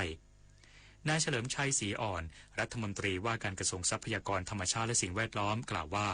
เจ้าหน้าที่เข้าควบคุมไฟป่าในเขตอุทยานแห่งชาติเขาใหญ่บริเวณทุ่งบังเอิญตำบลโพงามอำเภอประจันตคามจังหวัดปราจีนบุรีที่เกิดเหตุตั้งแต่เวลา 15 นาฬิกาวันนี้โดยเจ้าหน้าที่ควบคุมเพลิงในพื้นที่ได้ทั้งหมดพบเสียหาย60 ไร่คาดเกิดจากผู้ลักลอบตัดไม้ในพื้นที่เผาเพื่อการแกล้งขณะนี้เจ้าหน้าที่ยังคงวางกำลังเจ้าหน้าที่เฝ้าระวังและติดตามสถานการณ์อย่างใกล้ชิดรัฐมนตรีช่วยว่าการกระทรวงเกษตรและสหกรณ์มอบโฉนดเพื่อการเกษตรในเขตปฏิรูปที่ดิน 1,125 รายจังหวัดหนองบัวลำพูมุ่งพัฒนาคุณภาพชีวิตเกษตรกรอย่างยั่งยืนนายอิทธิสิริรัตยากรรัฐมนตรีช่วยว่าการกระทรวงเกษตรและสหกรณ์เป็นประธานในพิธีมอบโฉนดเพื่อการเกษตรให้แก่เกษตรกรในเขตปฏิรูปที่ดินจังหวัดหนองบัวลำพูจำนวน 1,125 ราย 1,302 แปลงเนื้อที่กว่า 16,000 ไร่ในพื้นที่4อำเภอได้แก่อำเภอนากลางอำเภอนาวังอำเภอศรีบุญเรืองและอำเภอสุวรรณคูหาณโรงเรียนคำแสนวิทยาสัน อำเภอนากลางจังหวัดหนองบัวลำพูเพื่อให้เกษตรกรนำไปต่อยอดในการเข้าถึงโอกาสการให้บริการของทางภาครัฐโอกาสการเข้าถึงแหล่งเงินทุนได้เพิ่มมากขึ้นเกษตรกรได้มีทางเลือกในการพัฒนาที่ดินและพัฒนาอาชีพของตนเองเพื่อสร้างคุณภาพชีวิตที่ดีขึ้นอย่างยั่งยืนสำหรับจังหวัดหนองบัวลำพูมีเขตปฏิรูปที่ดินเนื้อที่ทั้งหมดประมาณ 1,180,000 ไร่เป็นเขตพื้นที่ดำเนินการปฏิรูปที่ดินได้เนื้อที่ 996,557 ไร่ครอบคลุมพื้นที่ทั่วทั้งจังหวัดหนองบัวลำพูจำนวน6อำเภอ44ตำบลชาวนันมาลีรายงานปิดท้ายที่จังหวัดนครศรีธรรมราชติดตามทุกอำเภอเร่งดำเนินการมาตรการช่วยเหลือเยียวยาผู้ประสบภัยน้ำท่วมครัวเรือนละ 9,000 บาทนายสมชายลีลาน้อยผู้ว่าราชการจังหวัดนครศรีธรรมราชเปิดเผยว่าจังหวัดนครศรีธรรมราชดำเนินการขับเคลื่อนนโยบายรัฐบาลการช่วยเหลือผู้ประสบอุทกภัยตามมติคณะรัฐมนตรีเมื่อวันที่3ธันวาคม2567โดยจัดสรรเงินช่วยเหลือครัวเรือนละ 9,000 บาทและได้ประชุมสั่งการไปแล้วเมื่อเดือนธันวาคม2567ที่ผ่านมาซึ่งขณะนี้มีผู้ยื่นคำร้องขอรับเงินเยียวยาในระบบทั้งสิ้น 1,165,678 ครัวเรือนและโอนเงินเข้าบัญชีผู้ประสบภัยสำเร็จแล้ว 591,956 ครัวเรือนทั้งนี้ได้สั่งการให้ในอำเภอเร่งรัดดำเนินการให้เสร็จสิ้นโดยเร็วพร้อมขอความร่วมมือสำหรับผู้ยื่นคำร้องขอรับเงินช่วยเหลือส่งข้อมูลให้ครบถ้วนตามเงื่อนไขเพื่อจังหวัดนครศรีธรรมราชได้เร่งดำเนินการช่วยเหลือต่อไปเสรณีนาวงศ์ทีมข่าวสวทนครศรีธรรมราชรายงาน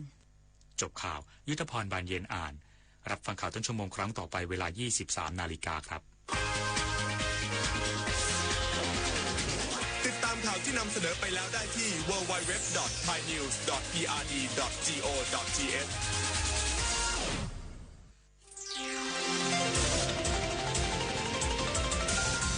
วิทยุแห่งประเทศไทย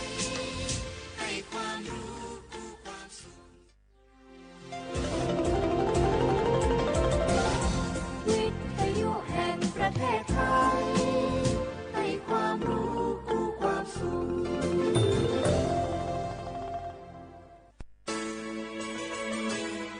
สถานีวิทยุกระจายเสียงแห่งประเทศไทยจังหวัดเชียงใหม่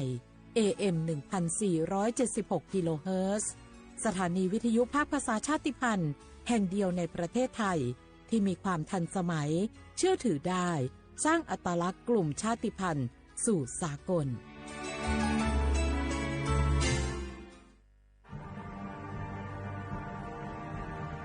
ชาติศาสนาและพระมหากษัตริย์สถาบันหลักของชาติที่อยู่กับสังคมไทยมาช้านานสถาบันพระมหากษัตริย์เป็นเสาหลักในการสร้างชาติให้เป็นปึกแผ่นเป็นศูนย์รวมจิตใจของปวงชนชาวไทย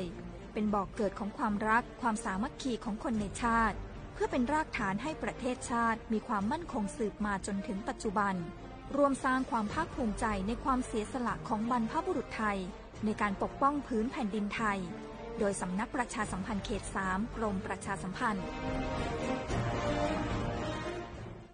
ติดขัดเรื่องการรักษาไม่รู้จะใช้สิทธิบัตรทองยังไงไปที่ไหนได้บ้างต้องการร้องเรียนร้องทุกข์มีคำถามมากมายเกี่ยวกับการใช้สิทธิบัตรทองสอบถามได้ที่สายด่วนสปสช1330โทรฟรี24ชั่วโมงตอบทุกคำถามให้คุณรู้ทุกเรื่องเพื่อไม่พลาดทุกสิทธิการรักษา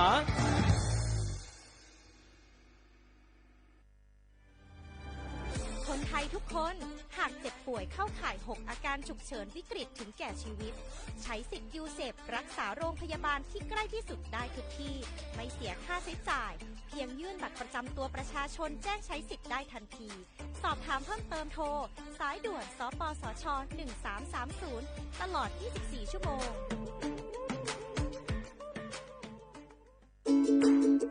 ทุกครั้งที่ใช้สิทธิบัตรทองหรือบัตร30 บาทอย่าลืมพกบัตรประชาชนเพื่อยืนยันการใช้สิทธิไม่ว่าจะไปรักษา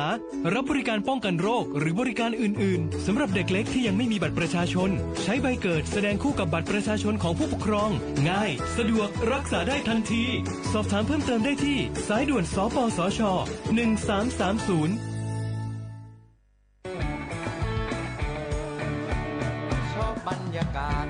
มาพี่ชนแม่วันนี้ปาร์ตี้กันให้สุดๆกันไปเลยจัดไปไหมเมาไหมครับ พ่อกลับบ้านได้แล้ว เดี๋ยวพรุ่งนี้ก็ต้องไปส่งลูกไปโรงเรียนแต่เช้าอีกจะดื่มอะไรนักหนาเนี่ยนะตื่นไว้อยู่แล้วจะอะไรกันนักกันหนาขอสนุกกับเพื่อนนิดนึงไม่ได้หรือยังไงฮะเหนื่อยมาทั้งวันเนี่ยแค่นี้นะพี่ไปร้านอื่นต่อไปก็ไป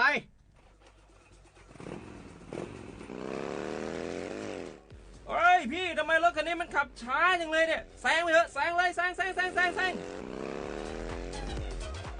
ไฟแดงอะฝ่าไปเลยพี่ตรงนี้มันไม่มีกล้องไม่โดนจับชัวร์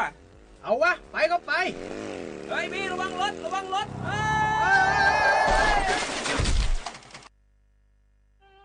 บนท้องถนนการตัดสินใจพลาดเพียงครั้งเดียวอาจหมายถึงความสูญเสียอย่าให้ความสนุกเพียงชั่วครู่กลายเป็นความเศร้าชั่วชีวิตด้วยความปรารถนาดีจากสำนักประชาสัมพันธ์เขต 3 กรมประชาสัมพันธ์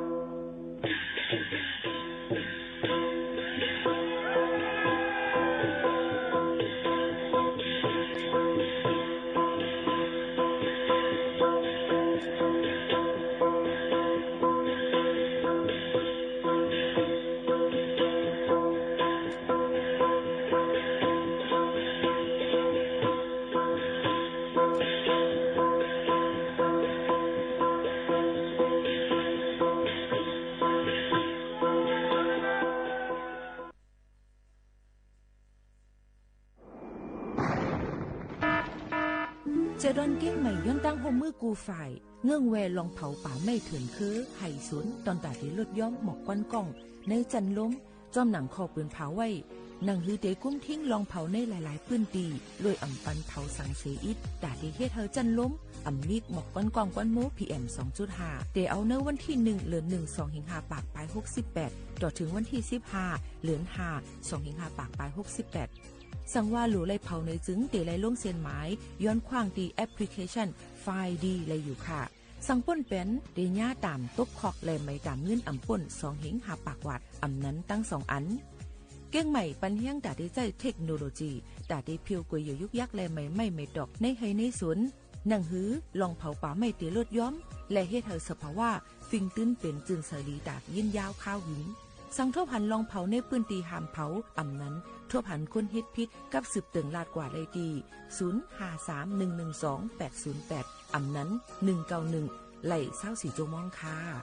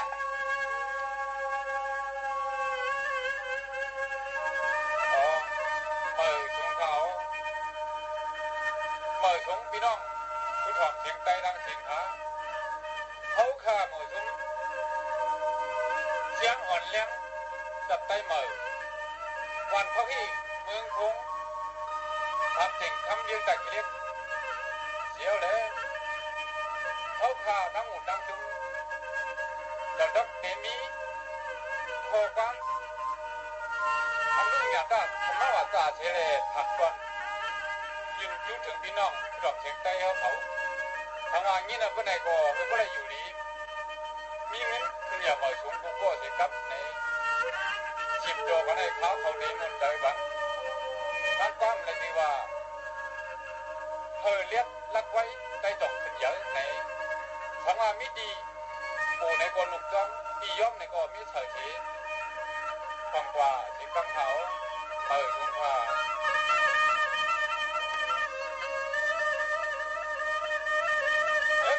ในกว่าวันตามันน่าขึ้นใหญ่เปิดช่วงไว้คือแดนเฮากระตังนำมา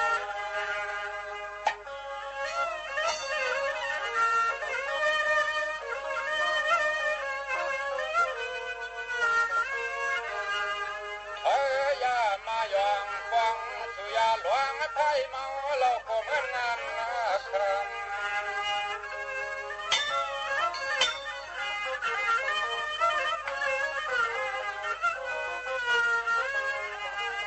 ับมาว่าขาเสียงตั้งเจยันเปียตั้งเมื่อเผยถูกเหลี่ยมหลังเถิดเหลี่ยมรัก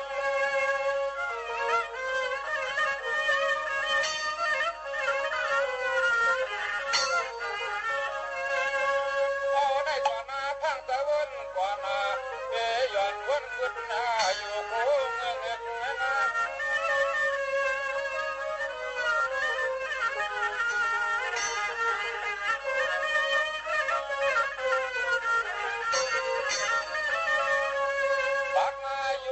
การไทยตัดไทยถึงขวานาขวางเท้าบังตัดเชือเมืองจุงขับต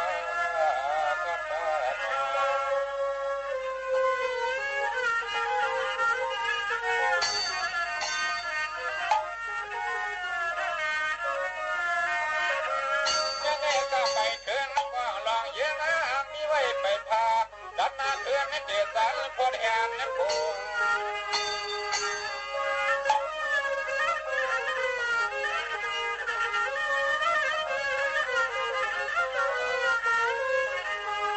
ลุงมาขึ้นไปเจอครับเรื่องเมืองเรื่องไปอย่าลดก้อย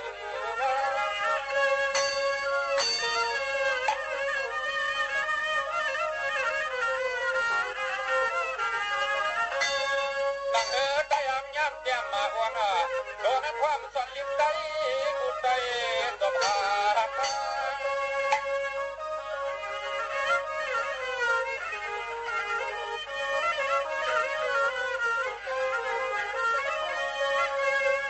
ว่า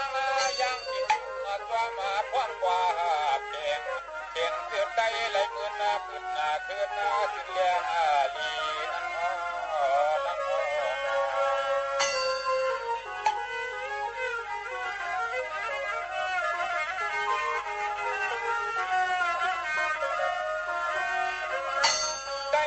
เปลี่ยนแรงขึ้นมาล้านออกสักยายามข้าปานวันอ่อนต่างว่างตะว่างเติงเบิ้งลูกใจอับยันเบิ้งตานี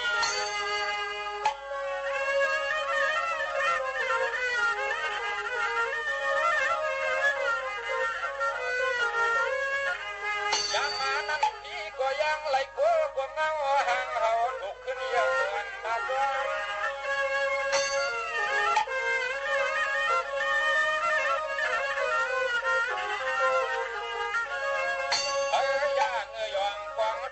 จากนาขึ้นนาบนชื่นนาควันวางยังเกิดมา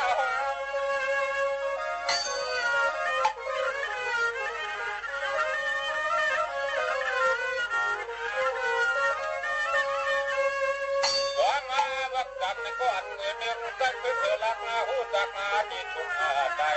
ไปความความมากัน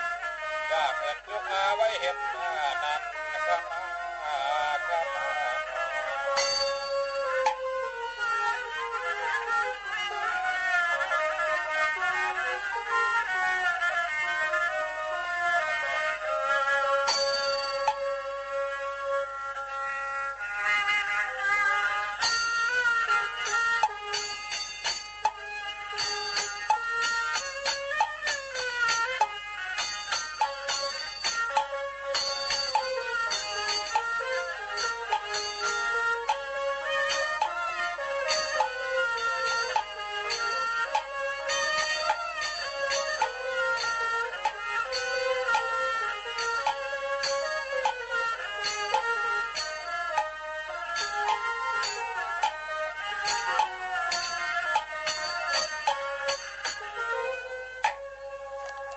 มื่อสูงค่าเมื่อสูงพี่น้องพงยินถ่อมเสียงใต้ตั้งเสียงกูก็กูเกิลค่ะทบกันเนื้อตอนการภาษาความใต้ดีห้องปล่อยเสียงสวทเก้งใหม่ AM 147กิโลเฮิรตซ์ค่ะ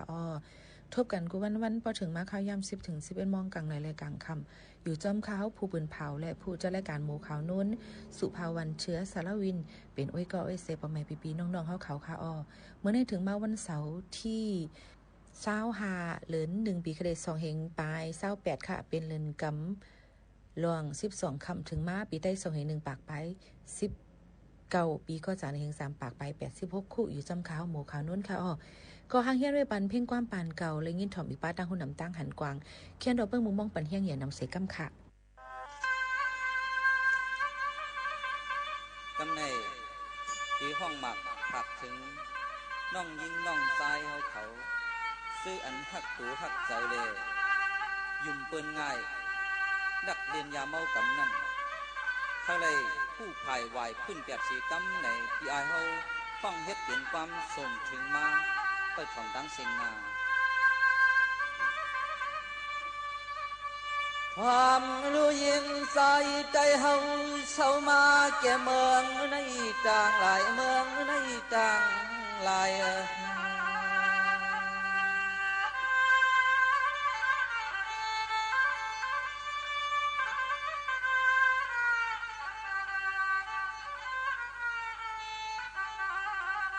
ปีเตย้อนหมอกหลัดเก็บมาตองใหม่ใส่ขย้อนหำชีลองนี้ลองไล่น้องยิงน้องใจไว้หายามิงเมา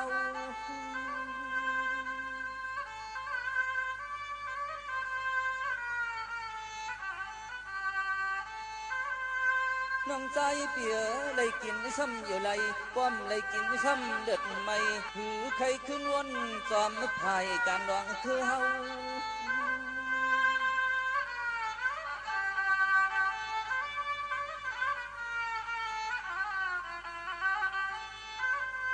เมียวเปิ่นเฮ็ดให้ลืมบ้านเมืองสักเคอเลภาษาเหมือนจังเฮาสิยอกามาสิบมาเกี่ยมเฮาโดเจียวลักแหลมเยาวนาเยาวนา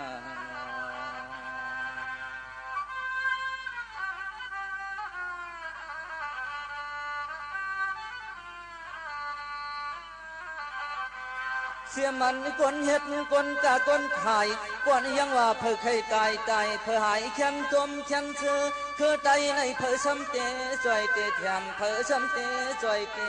แถมน้อง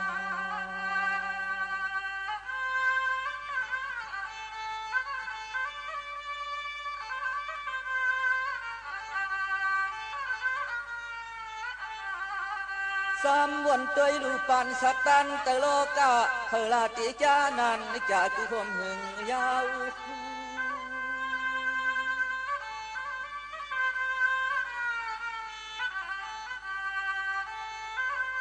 พิกซ้ำปุ่นตอกไปมักมีเรื่องก็อย่าปุ่นตามันเมืองก็ไล่ลุกใจเปิ้นก็เลี้ยชุมจัดปานข้าว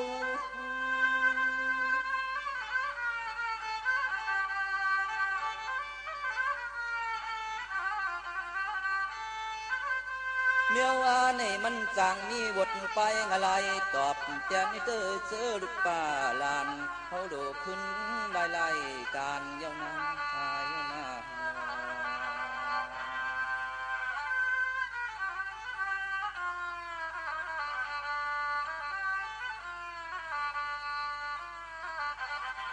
มังก็มีเฮินมีเยมีเมมีกามักมีลีเปลี่ยนกระเดียนโจบว่าไว้มาสำตกควักตกทางตกอยากตกผ่านใน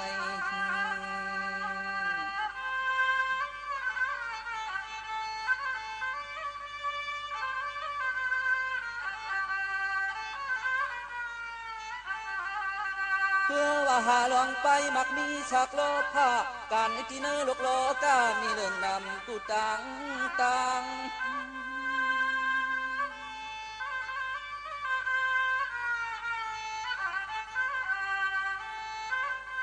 เสียมันกายอยู่ใครอยู่กินสู่ก็อย่าลองตาหักเปียงเจอเคอในขวางสัมปไว้ยอมเมาพาง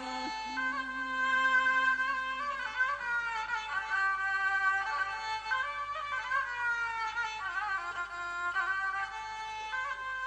เขาความกันไว้วางหลวงลัดเสียนต่างอย่างอำชาเขาอย่าจอยไว้ป้าอย่าก่อนความเขาอย่าจอม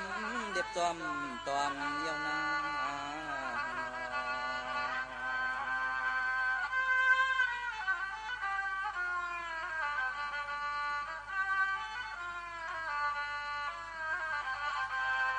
เจ้าน้องยิงน้องใจเอาเข้าตั้งไหลต้องหมายสุดปันมางก็ปอผ่านปอมอยก่อนสับก้อยอย่าเจอในมันห่างไว้หน้าตาเปิ้นต้อยลอม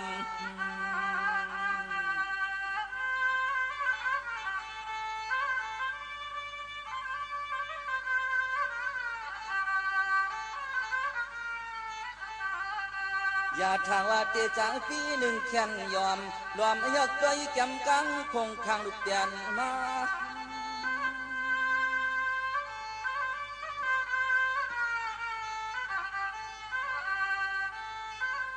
ผู้อยู่ปอสวมเปซ้ำเลไข่ซ้ำไข่โท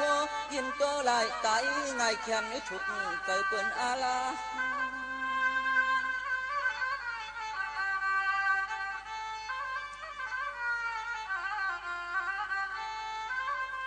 มาวนตัวนูป้อวัดไตกบการมันเมืองหาหกก็ไตย่อยอมย้อนจอมอย่าแผ่นเพิดมี50จำอันให้เฮาอำซุ่มจะตั้งนำหาใน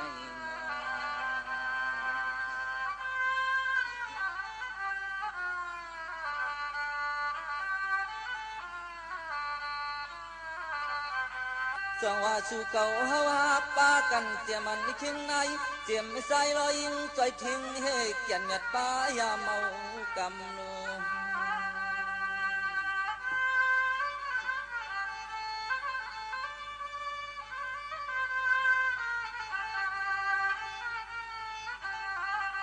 เฮาโลดจอยไหวขึ้นออกเปียกตั้งเชียงตั้งนำเชเลเฮ็ดนำต้นปุ่นควันกาไปเชียงตั้งเฮา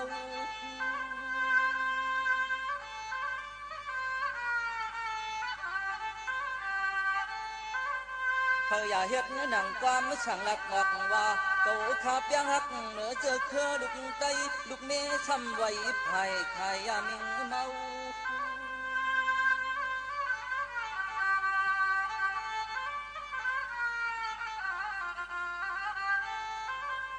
เฮาว่ามุนเมกูเจอหน้าก็ปวดใจฮักเธออยู่มันเปียงหยานมกเปิดจุก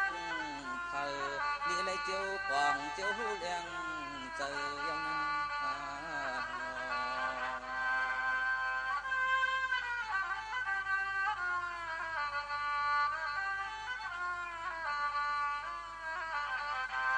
สังว่าคนนาจูลินจัดเด็กกินหวานนอนหลับเจอจะปูไปงะลายกลมตอดแทนปัดจางเลยลง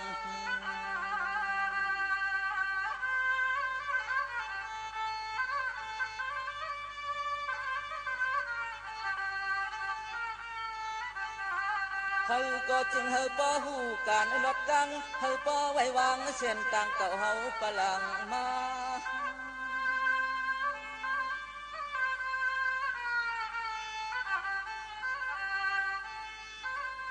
เมื่อนั่งการในปู่การมอนเมื่อกว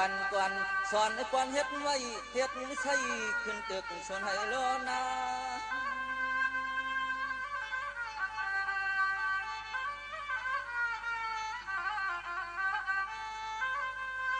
ย้อนหลดป้ากูนำกูนี้ลองเทอันเจลีตังเส้นตังลายย้อนให้โปขึ้นอย่าเมื่อง่ายลูกวันชายไทย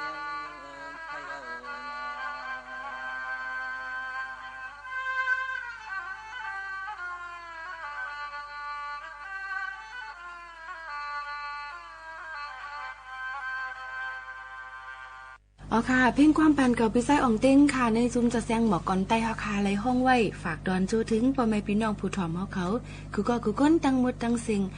กูปันกูเส้นอะไรอยู่ในค่ะหมากถึงเกี่ยวกับเรื่องลองยาเมากับมือกูปอกได้ก็มืออ่อนตั้งได้ก็มีเฮิรนมีรถมีกากันอยู่ถึงนานๆมาเนี่ยอีสังก็มีปลายว่าซื้อโคตัวเศร้าเก่ากาออมมองอันด้วยก็สัมปติเมียวในค่ะเนาะอันนี้ก็เป็นลองตั้งก้นติดจับยาเมากำกอบนั้นแหละย้ำพ้องแต่เหลียวนั่นก็ยาเมากำเพเตือนกว่ากูตีกูตั้งกูวานกูเมืองกูตีกูตั้งอ่ำเลือกว่าจันทานมันอ่ำเลือกว่าผู้อ่อนก้นยิงก้นใจอ่ำว่าค่ะก็นั่นแหละหลูเลยฟังกันไว้ลองอันอำลีนั่นอย่าไปกว่าสูงมืดมันล้าในก็ขยันฝากฟังไว้ปันปอมในพี่น้องเขาตั้งหมดตั้งสิ่งกูก็กูก้นตั้งหมดตั้งสิ่งอยู่ค่ะนะยังพ้องแต่เร็วคาฟิงฟ้าราศีแปดเปิงเล็กไล่ลองตั้งกัดนั่นตีลดยอมลงมาแทงอยู่ในค่ะก็เปื่อว่ายังตีมีหมอกกุมหมอกน้ำมวยหมอกมวยตกสุ่มลงมาจำเส้นตาสายดังเดี๋ยวก็ปืนตีอันอยู่ที่สูงนั่นอ่ำว่าลอยอินทนนท์อ่ำว่าลอยปุ้ยอ่ำว่าดังอยู่ที่สูงๆนั่นมันก็ติกัดลงมาเท้าแห้งแข็งเหมือนกันค่ะรูรวมด้วยถึงป้ายอยู่ลีโตเจ้าเก่าหรือนั่นก็เลยรูรวมด้วยถึงตัวสัตว์อันนั้นค่ะเล่งไว้นั่นจอมเลยพักเย็นนั่งเกี่ยวว่าค่ะเพราะเป็นกัดปนตีมังเมียวเนี่ยมันอ่ำเกตกัดขนาดก็จังลู่จังตายกว่าเลยเหมือนกันก็ย้อนฝากฟังให้บรรเจ้าให้เจ้าสนเจ้าหน้าเขาตั้งหมดตั้งเสียงตีกัดก็ตีหลุดยอมลงมาแทงให้เธออุ่นตัวอุ่นเจอจอมค่ะนะกับนั้นแหละมาฝากไว้บรรพบุรุษพี่น้องเขาเจอหนังในจอมค่ะเพราะเป็นข้าวกัดเจ้าหนังในก็กำนำในข้าวขาดเด็กก็พื้นก็ไผ่เหี่ยวก็อ่อมกันใกล้กาเพราะว่าข้าวขาดเด็กรับเด็กนอนเลยสัง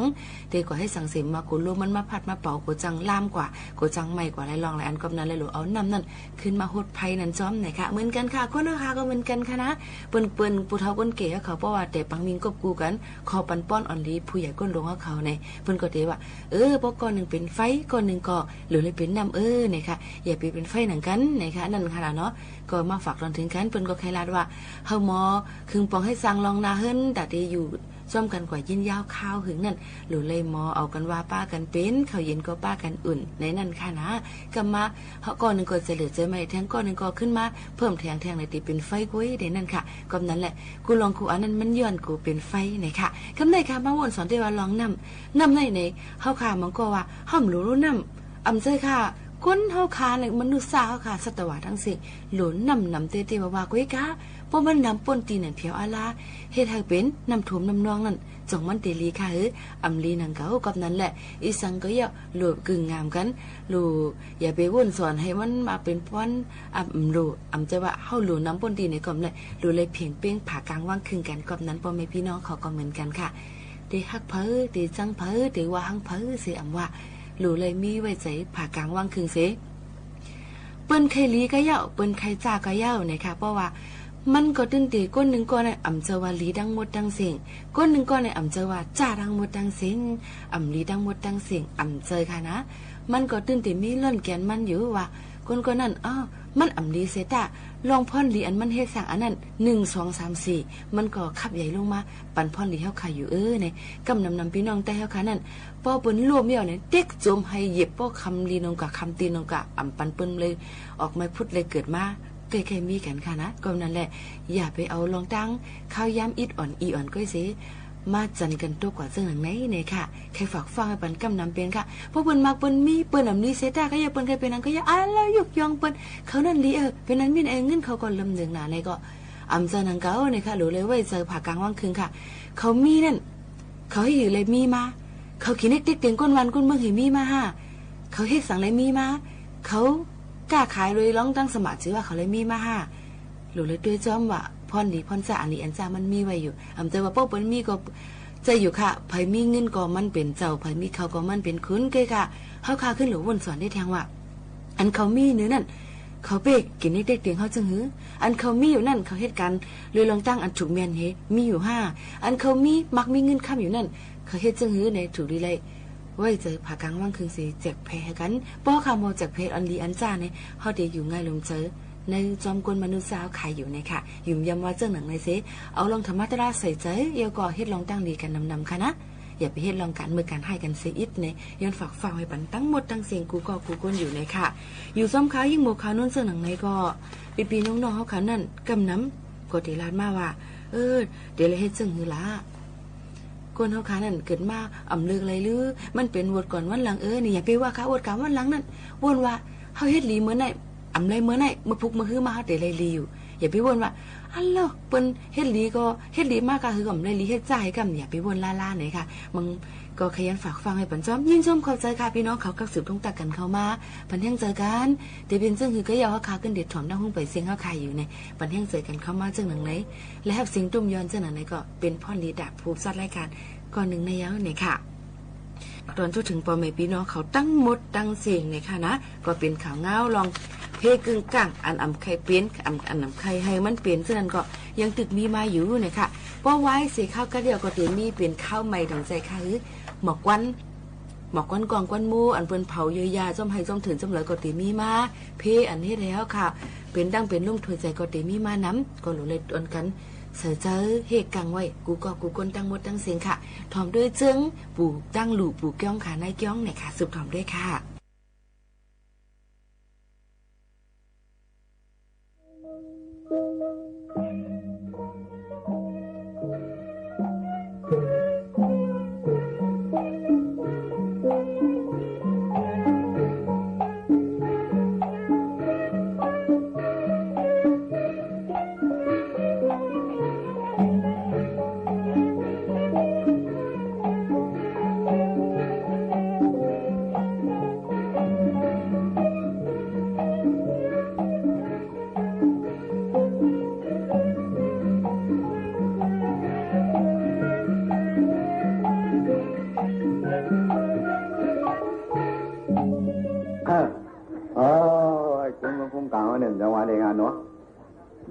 ทำไปรู้แล้วจังหวะเนาะถ้าใครรู้เองนี่ก็มีทางหายใจโฟนมีทางจังหวะจังหวะเนาะมันเกิดการหันเลยขนาดเนาะข้าวขอเต็มว่าจังหวะค่ะนี่ได้เนาะเมื่อไหร่ทำกับเป็นมือเป็นวันมันนะคะเนาะจ้าร้อยหนังชนโมเดลมีลงตัวดังโมลงดังเกี่ยวนั้นจังหวะไหนเนาะต้องมาละแล้วเขาได้จะโจวันโน้เรียกคนเขาทำให้ขึ้นหนูมาทักกันที่7ที่8จะได้กันเลยจ้าก็อะไรกันนะลองตาลองเกี่ยวลองมูลเห็นหรือยังตาเห็นปล่อยล่าไม่งาครับเลยว่าเพราะว่าเหมือนไม่ต้องไม่หย่อนในวันในถุงเราขนาดนี้เนาะที่ถุงมือกูให้เราขนาดนี้ที่ถุงมือเราอื่นหัวมันอร่อยขนาดไม่หนาแน่อย่ากูเลยจ้องขนาดนี้กูเลยจ้องขนาดจังหวะขนาดนี้ขาดมาทางห้องค่อยหางกันเนาะกำลังผมปันมาค่ะทำมาถึงเงินค่ะมาถึงเงินเหรอกันก็ว่าเมียวในข้าวเขาก็ว่าของคาถาที่หึงคณะข้าเขามาเยอะนี่ว่ามันก็ห่างจ้านี่เป็นเรื่องเลยว่าเด็กเขาได้มาฉลางก็ห่างตายเนาะก็มาลองแล้วหลู่เฮ็ดเนี่ยหลู่ช่างหลู่ฟองเนี่ยก็ร้อนยิ่งร้อนใจเขาเลยมีเกินเนี่ยก็มีร้อนยิ่งร้อนใจฮะชมเข้ากานะร้อนกว่าทั้งมากกว่าร้อนยิ่งร้อนใจเนาะมาหลายยี่หลายใจมาคุยเทียมข้าวเทียมหนุ่มกันมาเยอะหนุ่มยันตาเด้อคุณได้มาบอกร้อยทุ่มมาได้ลองจดตั้งหมดในวันไหนเนาะนั่งอยู่ในทางบนเดือดคนเช่าก็มันใครไม่เช่าไอ้คิวว่าใครที่ใครใจเช่าเลยบ้านไหนเดือดเลยว่าทิ้งเขาน้ำมันก่อนอย่างว่าไหนเนาะตอนหนังเขาเลยหลุดเลยตาไหนว่าอะไรรู้เขาทำว่าอะไรเป็นนองบนตั้งเกี่ยวนั่นนี่มีก้อนลื่นอะไรในก้อนลื่นหน้าใครวันนี้เอาหน้าเอาชอบเราก็ได้นะไหนทำมาเนี่ยน้าหนองน้อยฟ้าเท่านี้น้าหลานน้านี่ตัวกันนั่งเขาก้นเขาเลยจ่ายเข้าก่อนว่าเจอกันนะนั่งให้แต่งแล้วเฮ้ยนี่นะเอาเลย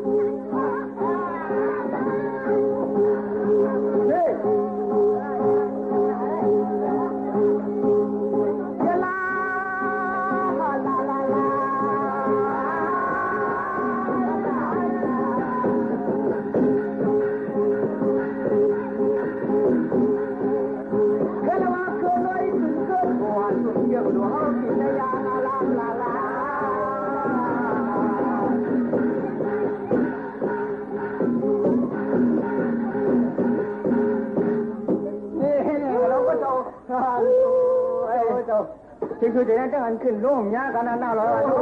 เป็นน้ำว่าเขามาเนาะจะร้องหลังว่าต้องร้องต้านในหนาเพราะว่าคนขมอนจอนมนตอนนี้ได้เป็นน้ำสุดเลยว่า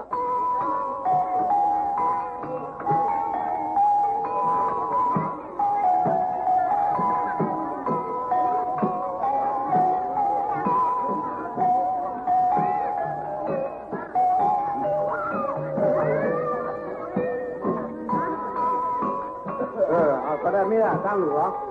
ตั้งหลวงว่าแค่เนี่ยคุยทำเตรียมความอยู่ด้วยล่ะนั่นดูคอยดูมันละเนาะคอยดูมันเงินทำปากไปทำร่างคุยทำภาษานั่นแหละมาหาแรงมาเงินนั่นทำปากนั่นมาหาแรงเราผมมานะกินกะดูไม่อยากไปมาคิดก้อยมันกะก็มันกะกลางมาเมื่อถึงจะไม่รู้ว่ามาว่าตั้งหลวงนั่นทำขึ้นเมืองสีดังดีเบอร์นั่นได้ละอ๋อไว้สังเกตนาลีเลยเปลือกโถลิ้นทางสีว่าเมืองเจ็บแต่หน้าจะเป็นมันด้วยล่ะโอยหล่นเต็มก็นิดกินออกมาก็เข้าจ้างนั่นโอยน่ะเป็นหัวน่ะเป็นอาเต้แต่นั่นเขาว่าเป็นหนูแก่แต่ไม่ในหนูแก่เลยมีตอนกินแก่เลยมีการเดินแก่เลยได้เวลาแต่เงินทำปากมาเอาอันนี้เดือดของอ่ะเอาก็เลยเอาเงินก่อนนะไอ้เงินของเงินมาเนี่ยก็กันหาหือไปเดียกนั่นนะมันกะละคนไปป้าเขาเป็นคนหลุดว่าตาเนาะน่ะมาชวนขี้กินอะไรอย่างนั้นได้มาชวนนั่นน่ะเปิดใช่อ่ะโอ้ถึงเนี้ยเชียงกองเชียงมองคำว่าต้องรับเจ้าไอ้หงอเนาะก็ได้เชียงชวนให้ร้านแต่ไม่ใช่การวันเขาว่าใครหลุดชวนพึ่งมาชวนดูละก็มาดูย้ายมั่วละตั้งหลุดใครตั้งหลุดมันใครมอหลุดว่างไรจะเต็มมาอย่าให้ย่ามเที่ยงให้ไปย่ามเลยเขาได้ครับแม่จ้าเขาเปลี่ยนแขนมาเนี่ยล่ะก็กำใจหือตัวบอลในเท้าเบี้ยงกันในเขายื่นตัวเมื่อกำนำหนังกันน่ะใครมั่วยาเย็นกับฟ้าเขาช่วยนาลูกหลานอันช่วยมินามันสวนในป่าก็นั้นบ้านเมื่อหรอก็ถือว่านะก็มีกองทั้งเขาแหละเดี๋ยวมามองรู้เด็กน้ำเนี่ยก็มองเขาก็เด็กน้ำหมอก็เด็กถามมันปุ้งก็ถามดูมอง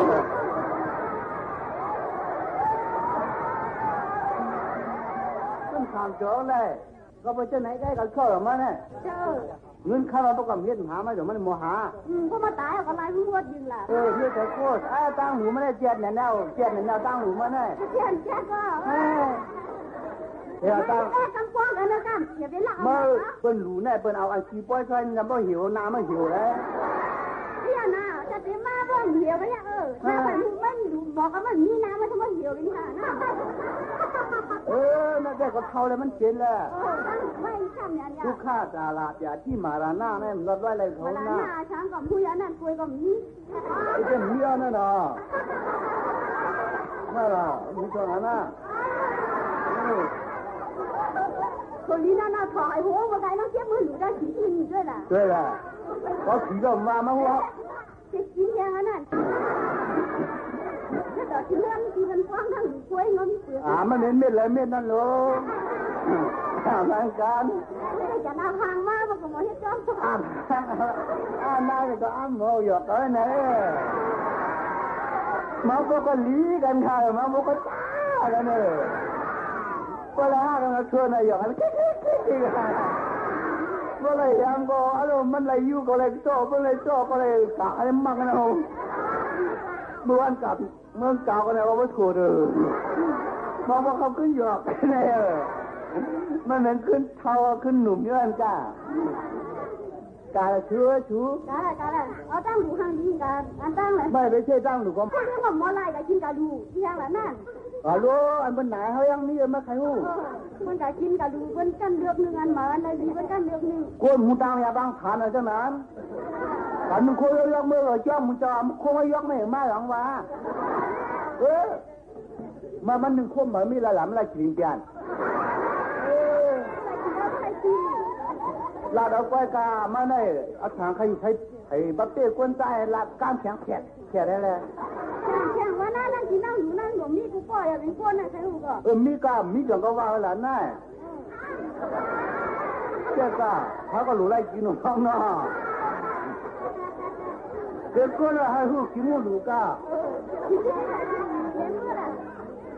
ไม่ละเจ๊กับเมียวมาใครวะก็แถวปนาพี่น้องนั้นมาหลุยเยื่นก้า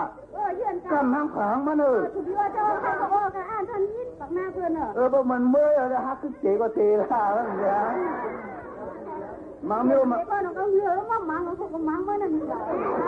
ก็เยื่ออะไรโตซ่าเขามาหูน่ะมาหาจีแล้วแน่จะที่จีกันเพราะว่ามันไม่ได้ตายอ่ะปกติเลยฮะจะไหนเนี่ยมาไปหาหมอเขาตายล่ะว่ามันมาตายนี่ล่ะไม่เจ็บเป้าไผ่ว่ามาตายเจ้าอย่าอะไรเงินหลายก็ว่ามาข้ามเ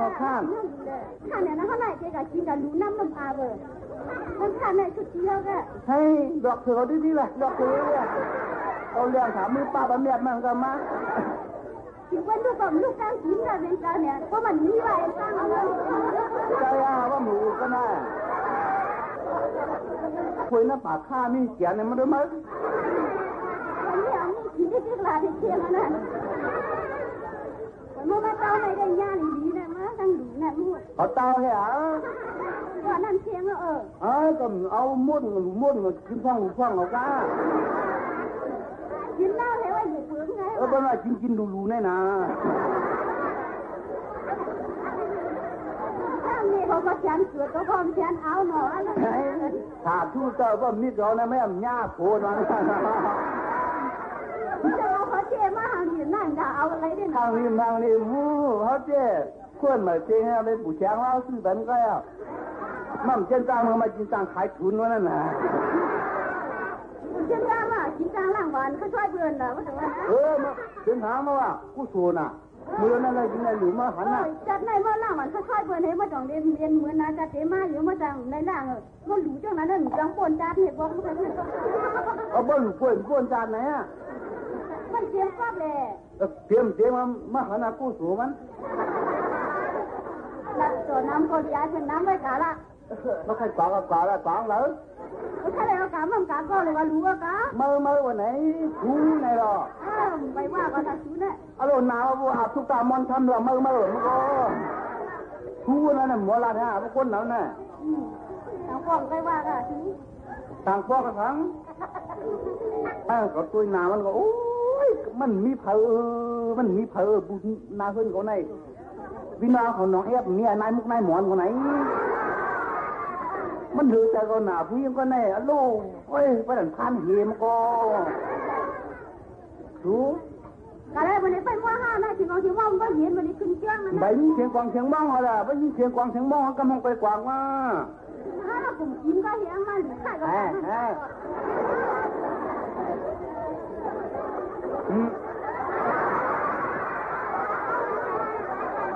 ถามไหมตั้งโกตั้งทำเราผมเบาจะสมว่าว่าจิตยาไม่เป็นไรที่ตำนานคนนั้น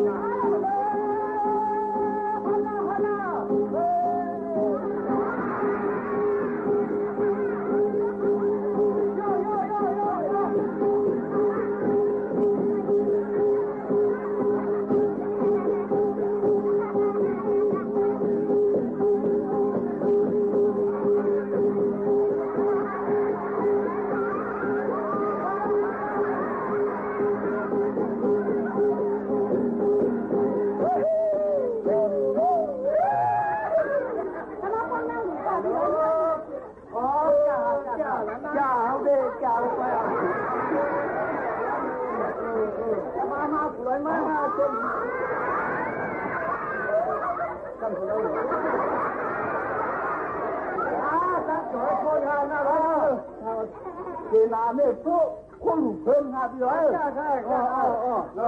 จังหวะค่ะเนาะโอ้ยตั้งหัวจ้องตั้งหน้าหัวจ้องอะไรมาของพื้นได้เนาะของพื้นงาให้เจนาเยอะนะฮะว่าโอ้ให้ในสักป่าที่หลุดที่ตามพวกที่พวกเสือกันนี่ลองให้เป็นมันมีมันยากเนี่ยเนาะเขาขำตอนมีทุกน้ำห้ามเนี่ยจ้าค่ะเจ้าเนาะเจนาท่านเชื่อมันเชื่อเลยครับเจ้าไงเนี่ยเด็ดเลยค่ะก็มอหลูเนี่ยดูดันท่านอาจารย์ตัวนี่ค่ะเนาะก็ที่ด้านมอตั้งเป็นตั้งหลานไม่ลงค่ะ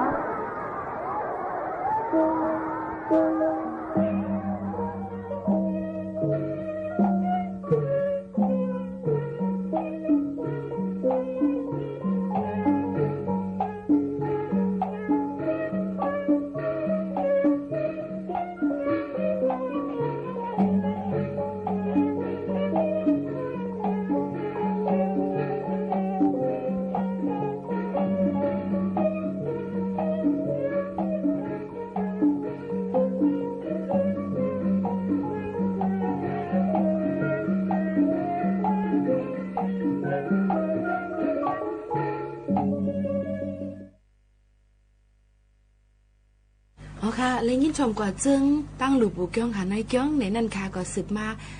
หลายวงปุ่นมือวันพัดนั้นขึ้นออกมาฝากตอนจนถึงพ่อแม่พี่น้องเขาให้เลยยินชมกันแทงก็ทุกย่านกันเข้ามา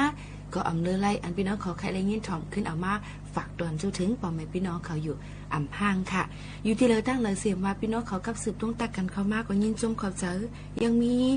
ปีไส้มองอยู่ตั้งหางดวงทอมอยู่กูวันค่ะยินส้มขอบใจเลยมาหมอกลาดปันกูลองนั่นเป็นพ่อลีดาเพราะว่าเป็นน้องเต้อยู่ค่ะเป็นหลัดจ้าก็อย่ากึ่งกลางขี้เป็นหลัดลีก็อย่าไปกึ่งกลางอยู่ว่าจังหนังไหนค่ะลุงจ้างจริงอยู่ตั้งหางดวงค่ะผักความอยู่ลีกินวันเมื่อจู้นายจ้างอิงใจเหนามึงให้เลยอยู่ลีกินวันก็จืนเจอกันกูก็กูก้นเสกัมไหนค่ะเป็นข่าวหน้าเป็นน้องเขาก็สืบต้องตักกันเข้ามาตั้ง053819104ค่ะมีพื้นลิกเทียงอันนึงค่ะพี่น้องเขาฝากตอนกันเข้ามาค่ะก็กรรมธิการทำเป็นลิกใต้เก่าขณะอันพิษอันถูกนี่ก็คว้างปันยิ่งหมู่เขานั่นเหนื่อยน้ำเสกัมค่ะเมื่อสุงค่ะใจหนูผักตอนปันนั่งเสียงสวยใจเสียงนั่งอ่อนลาใจอ่องนั่งอูปาลาใจเสหลังนั่งหมัดลุงใจเหลี่ยงปลาท้องปลาจังปลาจิงค่ะลุงก็หลิงเขาลุงจังหนังไหนค่ะโยก็เขาลุงกาวิงย้อนผักถึงใจซ้อหลิงก็หลิงอ่อนนั่งสวยนู่ใจมองหลู่ชาววนค้ำอ่อนใจก็แก่ปีนางล่ะบ่เลยยินเสียงเขาลุงกาวิงเยี่ยวให้อยู่ลิมีเงินเสียค้ำคาอีกป้าปลาค้ำนางล่ะสิอ่ำก้านางท่อนให้อยู่ลี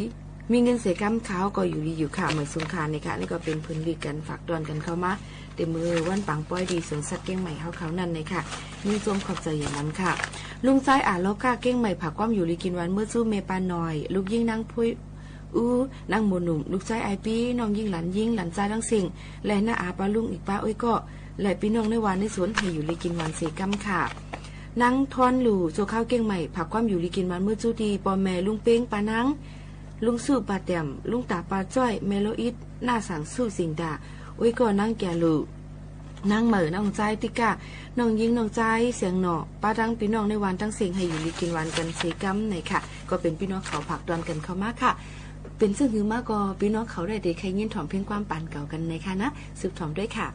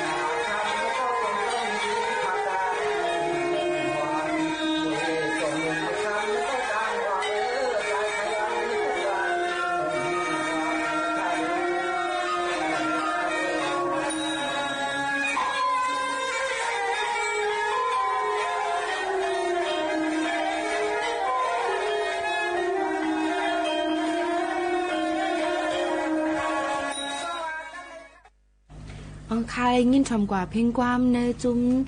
จะแซงแรงก่อนหนุ่มเคอได้พร้อมห่มเก่งใหม่เฮาเขาค่ะเป็นสิงความปีไซเคอห้องไว้ค่ะนะ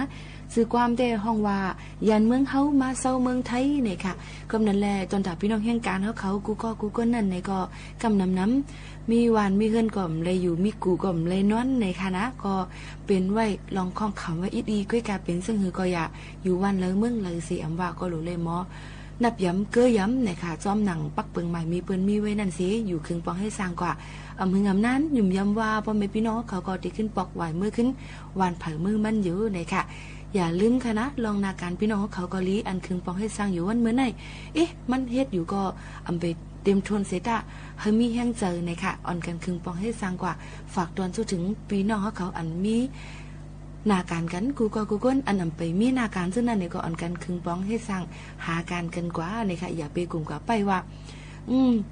เฮาลวงเฮาเดี๋ยวไรเฮากัดด้วยปุสลาเขาว่าเฮาเดี๋ยวมักเดี๋ยวมีหวานเนี่ยก็เอามือไก่หน้าผากให้เปิดวันไปขึ้นก็อำไรเนี่ยค่ะใครย้อนฝากจ้อมกันจังหนังเลยสิอยู่จ้อมกันมาข้าวยามค่ะจำมดจำเซงค่ะฝากไว้ปันความกับถูกอิดอีในค่ะเมเป้โผถูกนี่น้องเป้ปีเฮินนั้นเมเป็นไฟเปียงถันโผเย็นกันตอซาเมเปิ้นอย่าเปเก้าเมเฮาจังอ่ำให้ไหนค่ะแม่ลีผัดเยลืนมันตื้นเอินลู่ย่อยแม่ลงอย่าไว้นอกโว้ต้นขอกอย่าขายไหนค่ะยุ่มยามว่าเดี๋ยวป่องใจกันกูก็อยู่บ่ลาดว่าใครเป็นแม่หลวงใครเป็นแม่น้อยเนี่ยมันก็ว่าเฮาได้เป็นแม่หลวงเนี่ยเนาะเปิ้นนำไปหามีเม่น้อยเขาสมัครใครเป็นเม่ลงในค่ะว่าเพราะถามมีหมู่ขานุ่นว่าได้ใครเป็นเม่สังลาได้เป็นเม่หังเนี่ยเป็นเม่ก้อนเร็วนั่นก็ติ่มมีเม่ลงเม่น้อยสังนั่นขนาดเนาะก็กะคนเฮาขานั่นเนี่ยก็เฮาได้อยู่จึงหือหลาเนี่ยก็รู้เลยมีรองตั้งเย็นกันมือหนังกันนั่นมือหนังยิ่งหมู่ขานุ่นในลาดปันนั่นแนวค่ะปีฮู้2น้องฮู้1เจอกันครึ่งปองเฮ็ดสร้างกว่า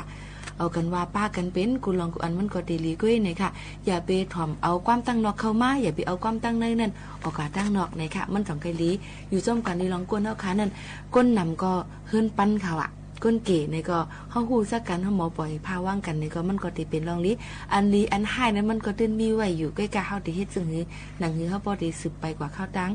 เฮาบ่หลอดพี่กูลองกูอันนั่นเลยค่ะปันเที่ยงเจอทั้งหมดทั้งสิ่งสีมือพุกมาจ่องขึ้นมาโฮมมาทบกันแทงตั้ง AM 147กิโลเฮิรตซ์ข่าวโมคานุนเป็นผู้จัดรายการสีตอนแต่วันมื้อในก็ฝากไว้ปันหลายลองในอันตั้งเพียงความลองเจิ้งลองข่าวเงาข่าวกัดเดี๋ยวก็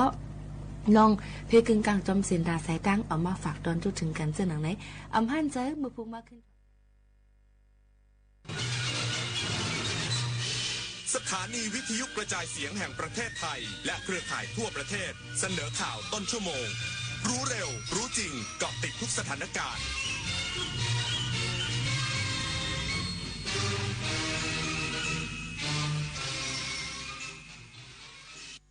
รับฟังข่าวต้นชั่วโมง 23 นาฬิกากับยุทธพรบานเย็นครับกระทรวงวัฒนธรรมร่วมกับกรุงเทพมหานครเปิดงานมหกรรมศิลปะวัฒนธรรมขับเคลื่อนซอฟต์พาวเวอร์ไทยครั้งยิ่งใหญ่อีกสักครู่กลับมาติดตามรายละเอียดครับการเผาไหม้เป็นสาเหตุสำคัญที่ทำให้ PM 2.5 เพิ่มขึ้นโดยเฉพาะการเผาในเขตป่าไม้และการเกษตรโดยจะทวีความรุนแรงมากขึ้นเมื่อเข้าสู่ฤดูหนาวรัฐบาลจะมีมาตรการควบคุมพื้นที่เสี่ยงต่อการเผาใน11ป่าอนุรักษ์10ป่าสงวนแห่งชาติและการควบคุมผู้เข้าใช้ประโยชน์ในพื้นที่ซึ่งจะช่วยยับยั้งปัญหา PM 2.5 และเป็นหัวใจสำคัญที่จะคืนอากาศสะอาดให้กับประชาชนทุกคนคำบางคำคุณไม่คิดแต่พ่อแม่คิดโอ๊ยเลิกบ่นเลิกจู้จี้สักทีได้ไหมน่ารำคาญคำพูดรุนแรงสาเหตุสำคัญที่ก่อให้เกิดภาวะซึมเศร้าในผู้สูงอายุลูกหลานอย่างเราสามารถดูแลท่านผ่านทริคฮิวใจพระในบ้านเริ่มจากงดใช้คำพูดรุนแรงหากิจกรรมทำร่วมกันมอบงานสร้างคุณค่ากอดเพิ่มพลังใจและพาไปหาหมอด้วยตัวเองรักแท้ดูแลด้วยใจให้ผู้สูงวัยสุขกายสุขใจทุกวันนะคะทำได้แค่นี้เองเหรออ้าวนึกว่าคนท้องใช้ของถูกดุจจนน่ะสมควรโดนแล้วหยุดไซเบอร์บูลลี่หยุดความคิดที่จะประจานบุคคลอื่นทางออนไลน์อย่าคิดที่จะสร้างกลุ่มโจมตีข้อความไม่สร้างสรรค์เหล่านี้เพราะความคึกขนองเพราะมันไม่ตลกและนำไปสู่จุดจบที่ไม่เคยเป็นผลดีต่อใครร่วมสร้างสังคมออนไลน์ให้ปลอดภัยไม่กดถูกใจไม่แชร์เนื้อหาความรุนแรงรู้มารยาทการสื่อสารคิดทบทวนก่อนพิมพ์ใจเขาใจเราจิ้มจอแต่ละทีอย่า อย่าให้มีใครต้องเจ็บคือถ้าเราไปบริจาคเลือดมันจะดูเท่และถือเป็นการทำบุญด้วยไหม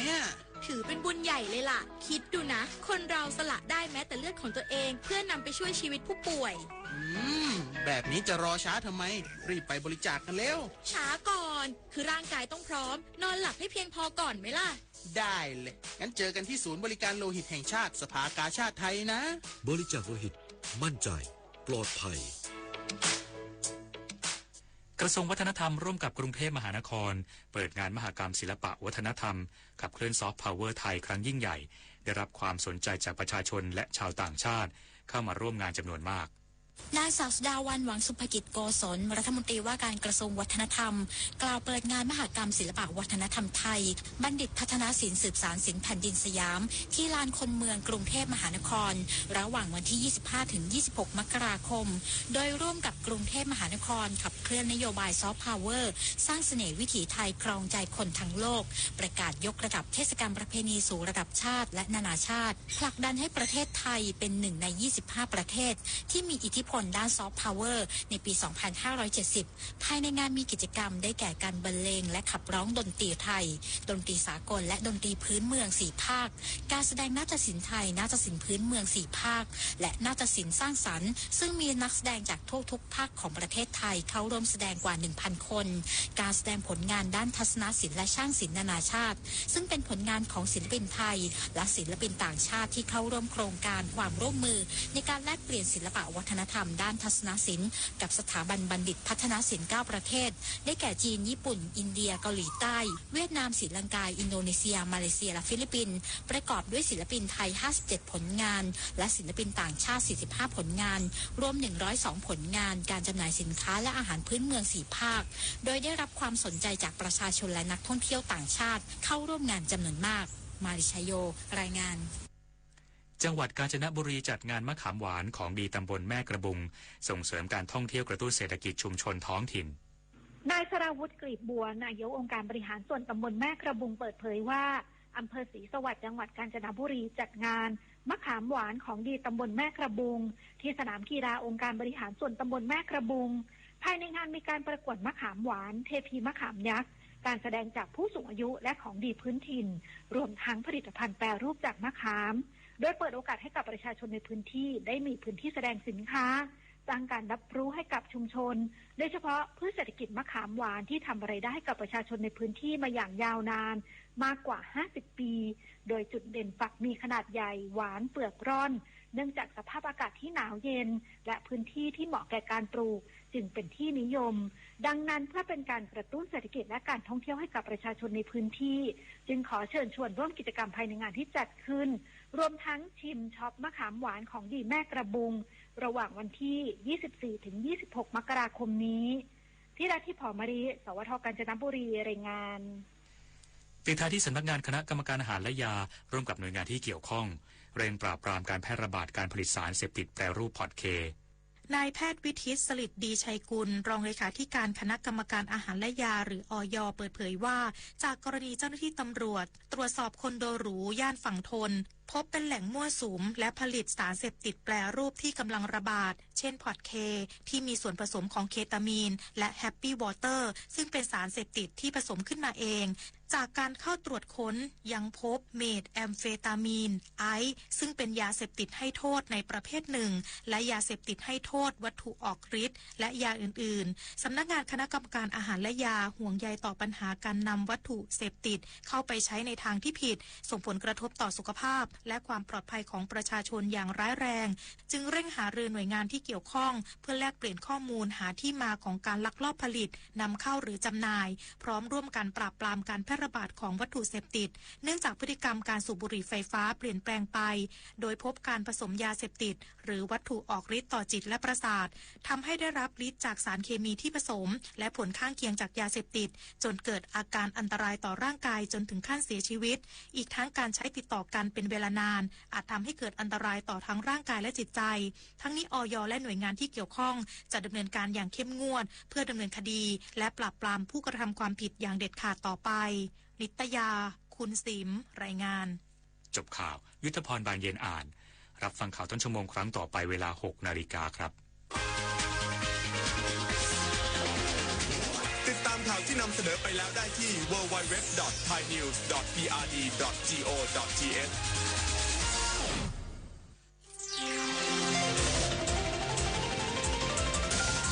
วิทยุแห่งประเทศไทยให้ความรู้คู่ความสุข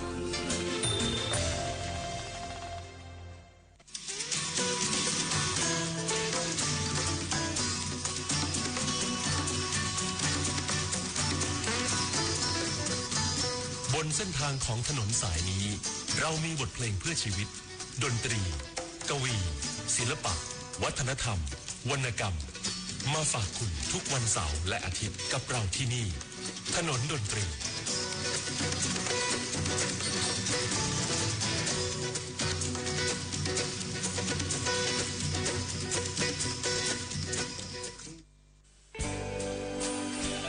คือถนนดนตรี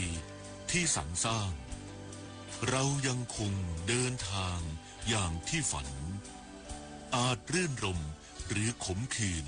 ในคืนวันก็ปล่อยมันอย่างที่เห็น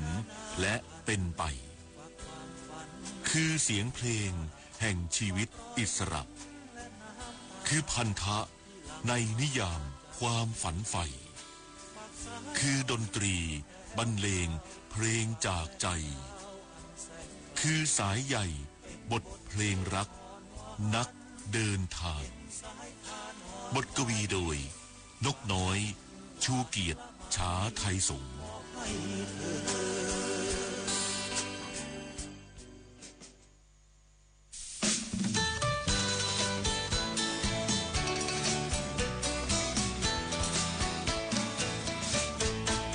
เดี๋ยวนี้เพลงไทยแข่งขันกันออกใหม่ๆว่าจะไปทางไหน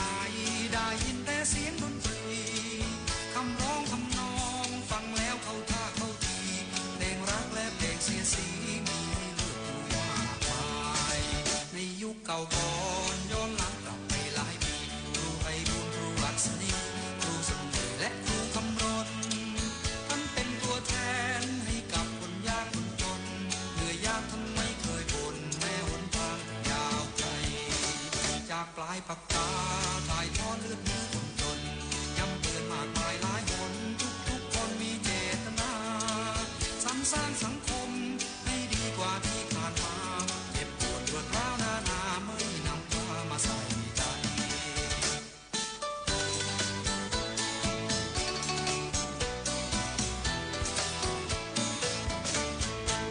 จากเก่าสู่ใหม่ถ่ายทอดให้ศิลปินได้เรียนได้รู้ได้ยินอย่างไม่สิ้นคนดีทั้งคารวานคาราบาวปูคำพีน้องแดงแฟนคนนี้ก็สืบทอดเอกราผมร้องบรรเลงฝากเสียงเพลงแด่ท่านผู้ฟัง AM FM ต่างๆช่วยเปิดดังๆทางสถานีหวังจะวิงวอนให้พี่น้องยิ้มดีเพลงไทยของเราวันนี้จะพาสังคมให้ดีงาม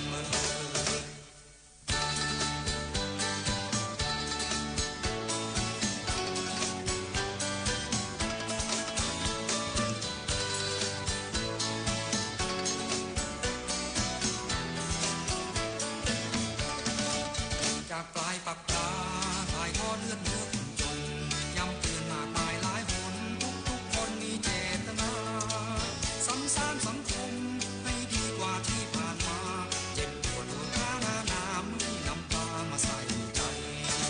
จากเก่าสู่ใหม่ถ่ายทอดให้ศิลปินได้เรียนได้รู้ได้ยินยังไม่สิ้นคนดีทั้งคารวานคาราบาวปูคำพีน้องแดงแฟนคนนี้ก็สืบทอดเจตนาผมร้องบรรเลงฝากเสียงเพลงแด่ท่านผู้ฟัง AM FM ต่างๆช่วยเปิดดังๆทางสถานีหวังจะวิงวอนให้พี่น้องยิ้มดีเพลงไทยของเราวันนี้จะพาสังคมให้ดีงาม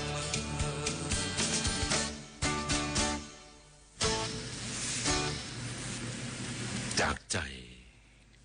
ที่คุณฟังขอจากเชียงใหม่ก็บอกว่าโหหนาวจับใจที่เชียงใหม่ก็หลายที่ก็หนาวจับใจก็รักษาอากาศหนาวนี้ไว้ให้นานที่สุด ในปีนี้ครับที่จะหนาวนะถึงเรียกว่าปลายมกราแล้วก็คือได้หนาวแบบสมศักดิ์ศรีว่างั้นนะฮะแล้วเราก็ต้องเผื่อใจว่าถ้าหน้าร้อนนี่จะเป็นยังไงนะครับผมก็ดีใจที่ค่าไฟมาลดลงจาก10,000 กว่าบาทเหลือ 4,000 กว่าบาทนี่โอ้โหโล่งใจแต่ทำใจไว้สำหรับนะฮะสำหรับเดือนเมษายนปีนี้นะครับมีนาเมษาเนี่ยกำลังจะมาถึงเนี่ยจับใจหนาวแน่นะคือหนาวเรื่องค่าไฟนะครับก็ต้องทำใจนะครับจะติดโซลาร์เซลล์ก็ไม่ไหวมีอันหนึ่งคือได้เปลี่ยนแอร์แล้วนะฮะก็สิ่งที่คุณพ่อฝากไว้ก็คือเรื่องคือเงินทองค่าใช้จ่ายเราก็เลยได้ลืมตาอ้าปากใช้หนี้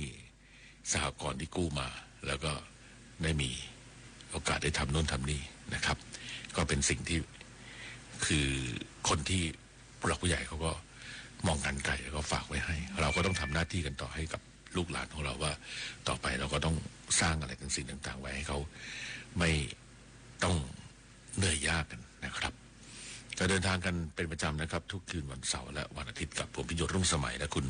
บุญประกอบอบกลิ่นควบคุมเสียงในคืนวันนี้นะครับเราก็มีเพลงเพราะๆนะฮะแล้วก็เรื่องราวดีๆมาฝากกันเป็นประจำทุกคืนวันเสาร์และวันอาทิตย์แม้วันนี้จะเรียกว่าทำรายการไปก็คือนะก็แต่ว่าความสุขผู้ฟังเราก็ต้องทำหน้าที่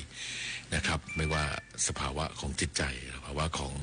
เรื่องราวนี่ส่วนตัวจะเป็นอย่างไรก็ต้องเดินทางทำหน้าที่ต่อนะครับผู้ฟังเป็นนะครับเป็นผนังทองแดงกำแพงเหล็กของผมกับดนตรีดาวสาวครับ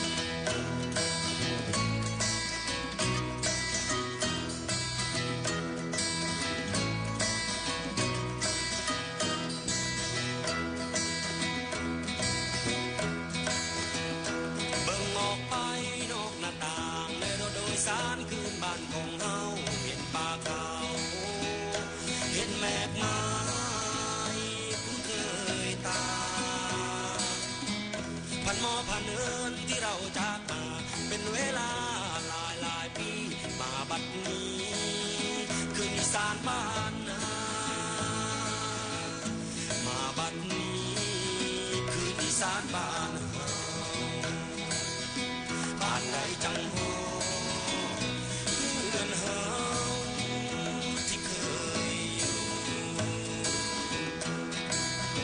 บ้านไหนจังโหเลื่อนเฮาที่เคยอยู่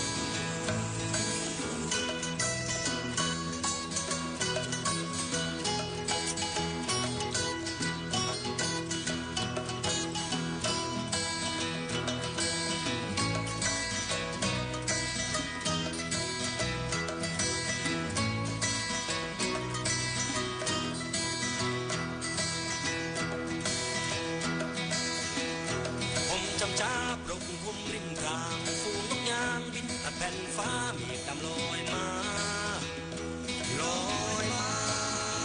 กลับบ้านด้วยกันหลักกิโลทักทายหลายหลักใจติดตักขึ้นบ้านปลานี้ของฝากมากมีจากบนฟ้ามองของฝากมากมีเอามาตอนมาฝากบ้านใดจังโหเลื่อนเฮาที่เคยบ้านใดจังโหเลื่อนเฮาที่เคย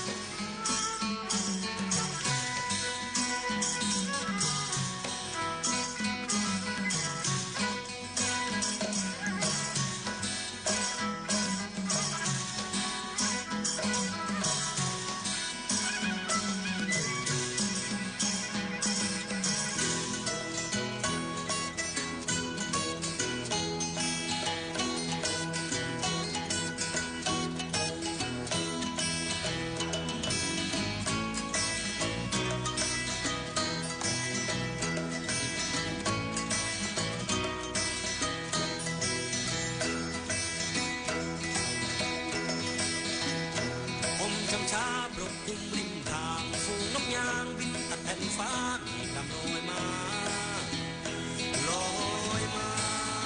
กลับบ้านด้วยกัน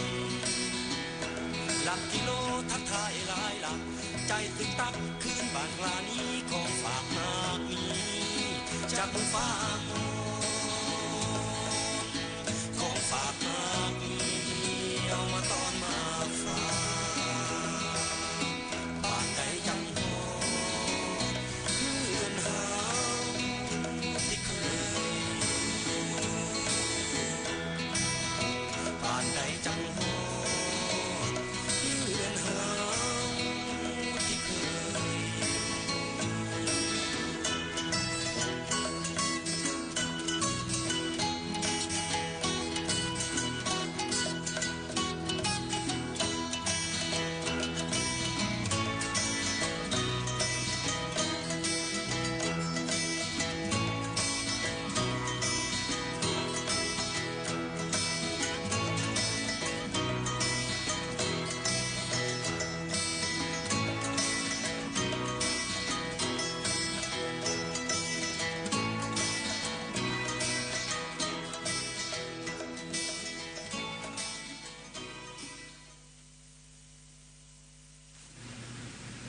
ทุ่ม30 นาทีนะครับ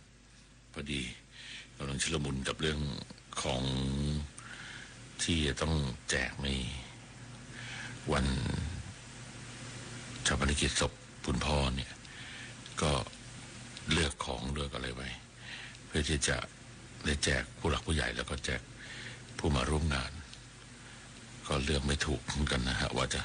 ยังไงเมื่อตอนงานศพคุณแม่นี่ได้รับเป็นเหรียญของที่ออกแบบโดยอาจารย์แขว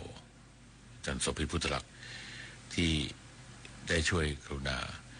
นะครับในมาให้ก็รู้สึกจะคือจำหน่ายในคือนำมาราคาพิเศษจริงๆนี่นะครับก็เลยว่าจะต้องเลือกให้ดูดีๆนะฮะเพราะว่าคุณพ่อก็สั่งไว้หลายอย่างโดยเฉพาะเรื่องการจัดการงานให้ดีเหมือนเขาเตรียมตัวไว้นะครับเราก็คงจะเหมือนกันในว่าที่บรรปลายชีวิตหรือว่าเราได้เจ็บป่วยก็ต้องดูแลแล้วก็ให้คนที่อยู่ข้างหลังได้ไม่ลำบากต่อไปนะครับเดินทางกันด้วยบทเพลงที่คุณผู้ฟังไม่ได้ขอมาแล้วนะฮะตอนนี้เงียบเสียงกันไปเยอะแต่ก็มีที่ยังค้างๆอยู่อย่างเช่นน้ำตาลิเกเดี๋ยวจะมอบให้กันในช่วงต่อไปก็แล้วกันนะครับแต่ตอนนี้ก็มีหลายเพลงที่อยากจะจัดให้คุณผู้ฟังกันด้วยบทเพลงเพื่อชีวิตดนตรีกวีศิลปะแล้วก็งานวรรณกรรมพรุ่งนี้พยายามจะรีบกลับมาให้ทันจากงานศพก็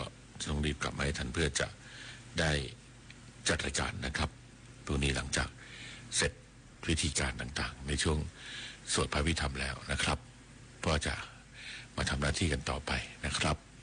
เดินทางกันทุกคืนวันเสาร์อาทิตย์3 ทุ่มถึงเที่ยงคืนกับผมพิโยชน์รุ่งสมัยคุณบุญประกอบเครื่องควบคุมเสียงและก็ทีมงานของเราคุณคงศักดิ์เสวงคุณเมฆกันแก้วนรงค์ศักดิ์นิยมทองธนกิจดังการจันทร์วสันต์วงศ์สว่างเอกพงศ์นพสกุลมนวิภาเตรียมแสนตื่นใจชันมันในเมืองและสมเกียรติท่านมณีพร้อมด้วยแอดมินช้างน้อยนักเดินทางกันในคืนวันนี้นะครับไม้ไผ่ครับ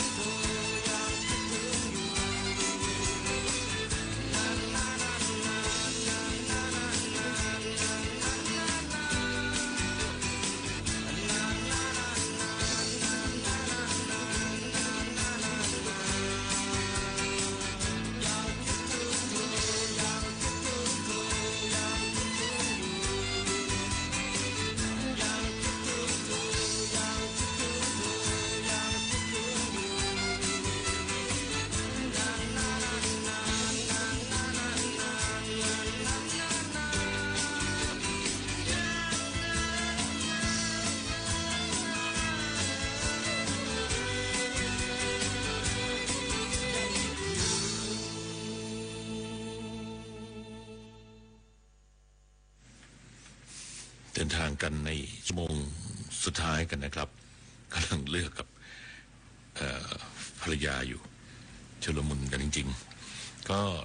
ขอบคุณมากครับทุกสายแล้วก็ที่แสดงความเสียใจก็ต้องเดินหน้ากันไปเมื่อสักครู่นี้ทาง0816346452ก็แสดงความเสียใจกันครับก็คงจะเหมือนทุกๆครอบครัวนะครับผมก็เป็นหนึ่งครอบครัวที่จะต้องทำหน้าที่กันต่อนะครับ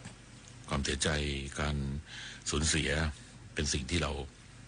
ไม่อาจที่จะไปห้ามไปหยุดไปได้เวลาก็เหมือนกันนะครับฉะนั้นเราต้องทำยังไงก็ได้ให้ลืมความเศร้าให้ได้เร็วแล้วก็เดินหน้าทำทุกสิ่งทุกอย่างให้บรรลุเป้าหมายวัตถุประสงค์หรือว่าคุณพ่อต้องการไว้แล้วก็เราก็ต้องทำหน้าที่ของเรากันต่อไปด้วยนะครับวันผู้ฟังบอกให้แจ้งให้ไม่อยากในเรื่องส่วนตัวเนี่ยผมไม่ค่อยอยากพูดนะฮะก็ในวันนี้ก็พูดมาเยอะแล้วก็บอกว่าสาระ2วัดเครือวันนะครับเพราะว่าพี่น้องของทนดนตรีเยอะแล้วก็ศิลปินก็